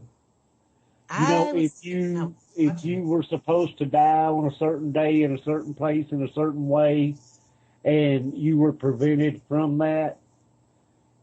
See, that's funny because we bring up, we were talking earlier about, like me, myself, I believe we write our charts before we're born. I know that there's already a plan that knows how I'm going to die, when I'm going to die, the whole bit. But also at the same time, what I have heard from more than one person is that you get 5 chances in life to decide whether you want to, ready to leave or not ready to leave. I don't know how true that is. I mean, anything that I read dealing with the paranormal, you can't bet your life on it. No. It's mostly just opinions of people that are most of the time coming out right. So you kind of just, it goes on a faith thing where you trust what they're saying or not. And I don't know. Wow. I feel that we have 5 chances to make up our minds whether we're ready to leave and whether we want to go or whether we want to stay. And I don't know. Maybe we can decide and change our fate or somehow or something. Or maybe we could just follow along with the program. Who knows? It's unique to think about, though. If you missed your, because nobody knows, people can claim they do, but nobody knows the exact time and moment you're going to die. And I always say, I don't know how I'm here today because I should have. Me too. Exactly. I should have gone at that certain time, or they don't know how I'm still here. Well, I've had near misses on several occasions, and I feel like I shouldn't be here. But, if you miss that opportunity, yeah, is it going to hound you until it finally gets you? That's the question. I know. Well, that's what it is. That's why I try to take life with a grain of salt. Like I was talking about that today. People take things way too seriously sometimes. Stop. It's going to give you stress problems. It's true. Just go with the flow because we don't know if it's our last day today. We don't know if it's the last meal we're going to eat or the last time we're going to talk to somebody. Right. So enjoy it. Why put all the stress into it? Don't worry about it. Just do it. That's the way I feel. That's the way I believe anyway. Live in the moment, yes, Dita. Very good, very, very good words there. Yeah, it really does. It helps you enjoy your life. We're put here to enjoy our life, to learn things, to grow, to share. I guess I asked that question because I can remember 2 very, very, very, very, what I can't think of the word to express it here. Occasions where I should not be here. Right. Oh, yeah. But yet I am here. I know it. Well, like I was saying, just with this pregnancy I just had this past year when my son was born, I mean, they were trying to talk me into having an abortion the whole time because I was risking my life and all this stuff. They wanted me on bed rest and in special hospitals. And I said, no, if God wants me, he'll take me. If not, I'll be fine. And I was just fine. And you know what? I had that feeling through the whole pregnancy that things are going to be fine. These people are worrying for nothing. I'm going to be just fine. And I was. Why stress myself with worry? I think all that stress would make me sick and put me in the condition they were saying would happen. So I decided not to pay attention, as usual. Divine intervention possible. Yeah. All I know is on 2 separate occasions, I was going at an extreme rate of speed. Yeah. And one time I come up to where they were working on a bridge and they had a little detour road that went around the bridge itself. Yes. Oh my gosh, this is freaking me out because I had something almost exactly like. And I came up on this thing running about 70 mile an hour. Mm-hmm. And I locked up the car. It slid down the detour road. Oh my gosh. Spun around about 3 times and stopped in the middle of this detour road. And, And then another time I was also running probably about 75, 80 miles an hour down a straight road that came to a T all of a sudden. Yes, I've been in situations And of course, I locked the car up. It was a big old Oldsmobile. I was just going to say, was it something like a Mercury or something big? Anyway, this, of course, the weight of this car, even when you lock it up at that speed, is going to make it go. Exactly. So much further. But it stopped, and it spun around, heading back the direction I came in. And it stopped right at the stop sign before you go out into the T. Now, you tell me how that happened like that. Unless it was meant to be. Something was keeping me from meeting my doom at that time. Is that something? Because I've had similar things happen. Oh my gosh, that's so scary. It's so scary. Then you sit there wondering like, oh my gosh. And then you get nervous. Like you get scared right when it's happening. But after you stop is when you really get nervous. When you think about, how did I not die? I guarantee you it was 30 minutes before I could get my leg to quit jerking, before I could even drive. Put it this way, my son Gary was driving cab, and of course they always gave him the everybody would take the good cars first and left him the crap. And he was driving and had a truck in front of him, and all of a sudden his engine fell out of the car. Tell me how that happened. The engine dropped, and he had no brakes. And for some reason, he got to stop the car. He doesn't even know how. The car stopped right before hitting the truck in front of him. And he got out. He said he was shaking so bad that he had to come home from work. He couldn't even drive anymore. There was another time, and I'll never forget it. I was working at a place the next town over from me. And to get there, you got to cross this big old long bridge. Oh boy, bridges! Woo. Okay. It had snowed, and there was sleet and ice and snow, and the bridge, of course, was covered. Oh my gosh! And I remember going onto this bridge, and I remember there being like a little S10 Chevy pickup truck behind me, and I was in a Pontiac Bonneville, one of the older big cars. Oh, yeah, we used to have one. Okay. When I went on the bridge, I started fishtailing. Oh, that's so scary. Oh, my and gosh. I would, maneuver by turning my wheels the opposite way. That's how you maneuver out of a... Well, then it would fishtail the other way. And I did this completely all the way across this bridge. Never hit the bridge on either side, the rail.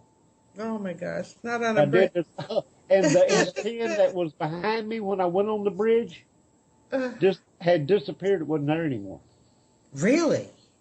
Wow.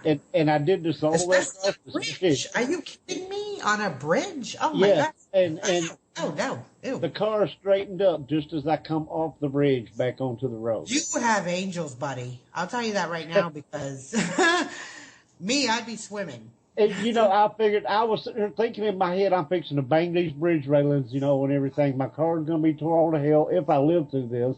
And it never touched either side of the bridge rail. I don't know how. And then but it was going completely around from one side to the other.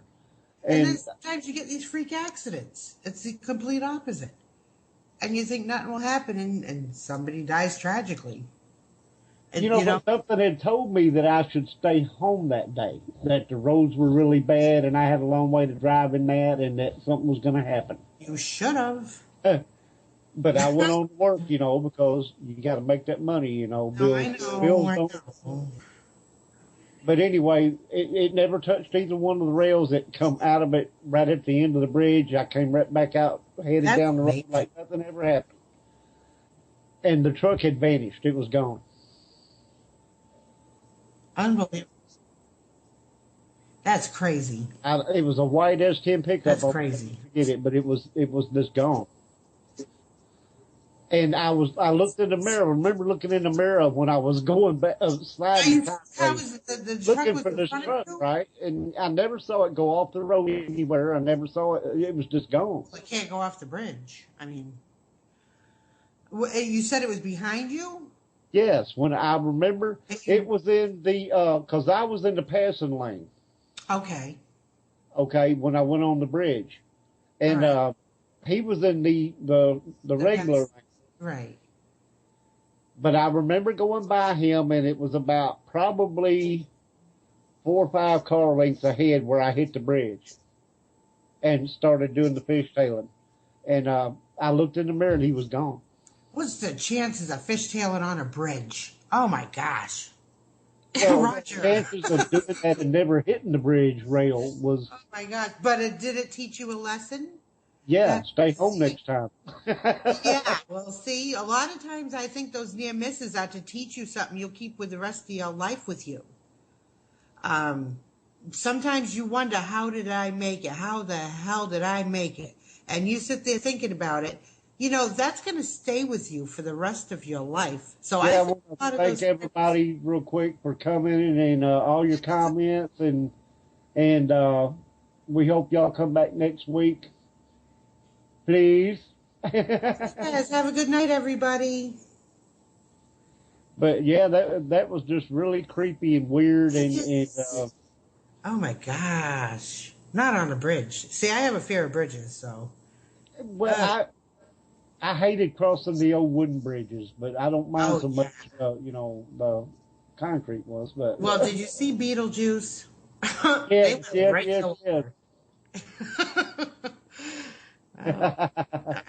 Oh my gosh. Thanks, baby, to the bomb. Oh boy, oh boy. Thanks, Johnny. You're also the bomb. Oh my gosh. Yeah. It was a tricky night tonight, but I don't know, some reason. Well, it's been very interesting, and Mishka was very interesting in Oh yeah. getting to talk about the Titan and the Titanic, because that really, when I read that story, Right. I'm like, wow. I can't believe I just opened the book and that story is. I can't believe the story is right there when I opened the book. I just opened it and it was the first thing I saw. I'm like, oh my gosh, I'm just not going to believe this. See that? Yeah, it was meant to be. It was meant to be brought up. Yeah, because I was going to bring it up, and you sensed that, and so you just turned right to it. And there I opened this big fat book, and there it was. That's incredible. Very, very interesting. Yeah, it's been hard. It's been a hard night. My computer's not been working good and everything. Oh my gosh. I tried. And it's hard because my daughter was stuck and couldn't get here for the baby right away. So, but Everything worked out pretty good. oh, I think so too, considering. I was just nervous when I kind of left you when my computer died. I was sitting there like, oh, sorry. Oh, we're on. We're not off the air. Oh my gosh, don't say this to me. I feel naked. We're not off the air until I say that's it, folks. Oh my gosh. Okay. Let's talk about good things. Let's see. What can we talk about? Scary. Well, we were talking about good things. You know, That's true. Good, eerie, paranormal stuff. Well, it's kind of like, you know, you walk into the fridge late at night and you're thinking food. Hold on. Oh, yes. And CJ had put the advertisement up earlier, but everybody, we are throwing a New Year's Eve bash on the 31st. Yay! And different show hosts will be calling in, and we're just going to have fun, and it's not going to be about any specific topic. We're just going to get in here and have a New Year's Eve party blast, and everybody's going to cut up and have a big time. So I'm bringing the drinks. Everybody needs to show up, bring your funny box and all that. Yes. And Mustard Seed said, no. Party. That's right. Yes, we are. We're going to have a big party in the AM, PM, you name it. We're going to do this, and we're going to do the New Year's countdown, okay? So Oh. everybody be ready to count down to the new year. Oh, that's going to be fun. I can't wait. And wear your party hats, and, Yes. if you drink, please stay home. Don't be on the road. Seriously, folks. Yes. Uh, I know I will be. Yes, we will be grinding every week until countdown time. All right. Which- Okay, you guys, I got to shut this thing down. It's been a blast. We are live on WCJV Digital Broadcasting out of Youngstown, New York. Please come back next week. Thank you for voting. Thanks for coming in and sharing and just being the wonderful people that you are. We love it. Yes. And I will say good night, everybody, until next Monday. Good night, everybody.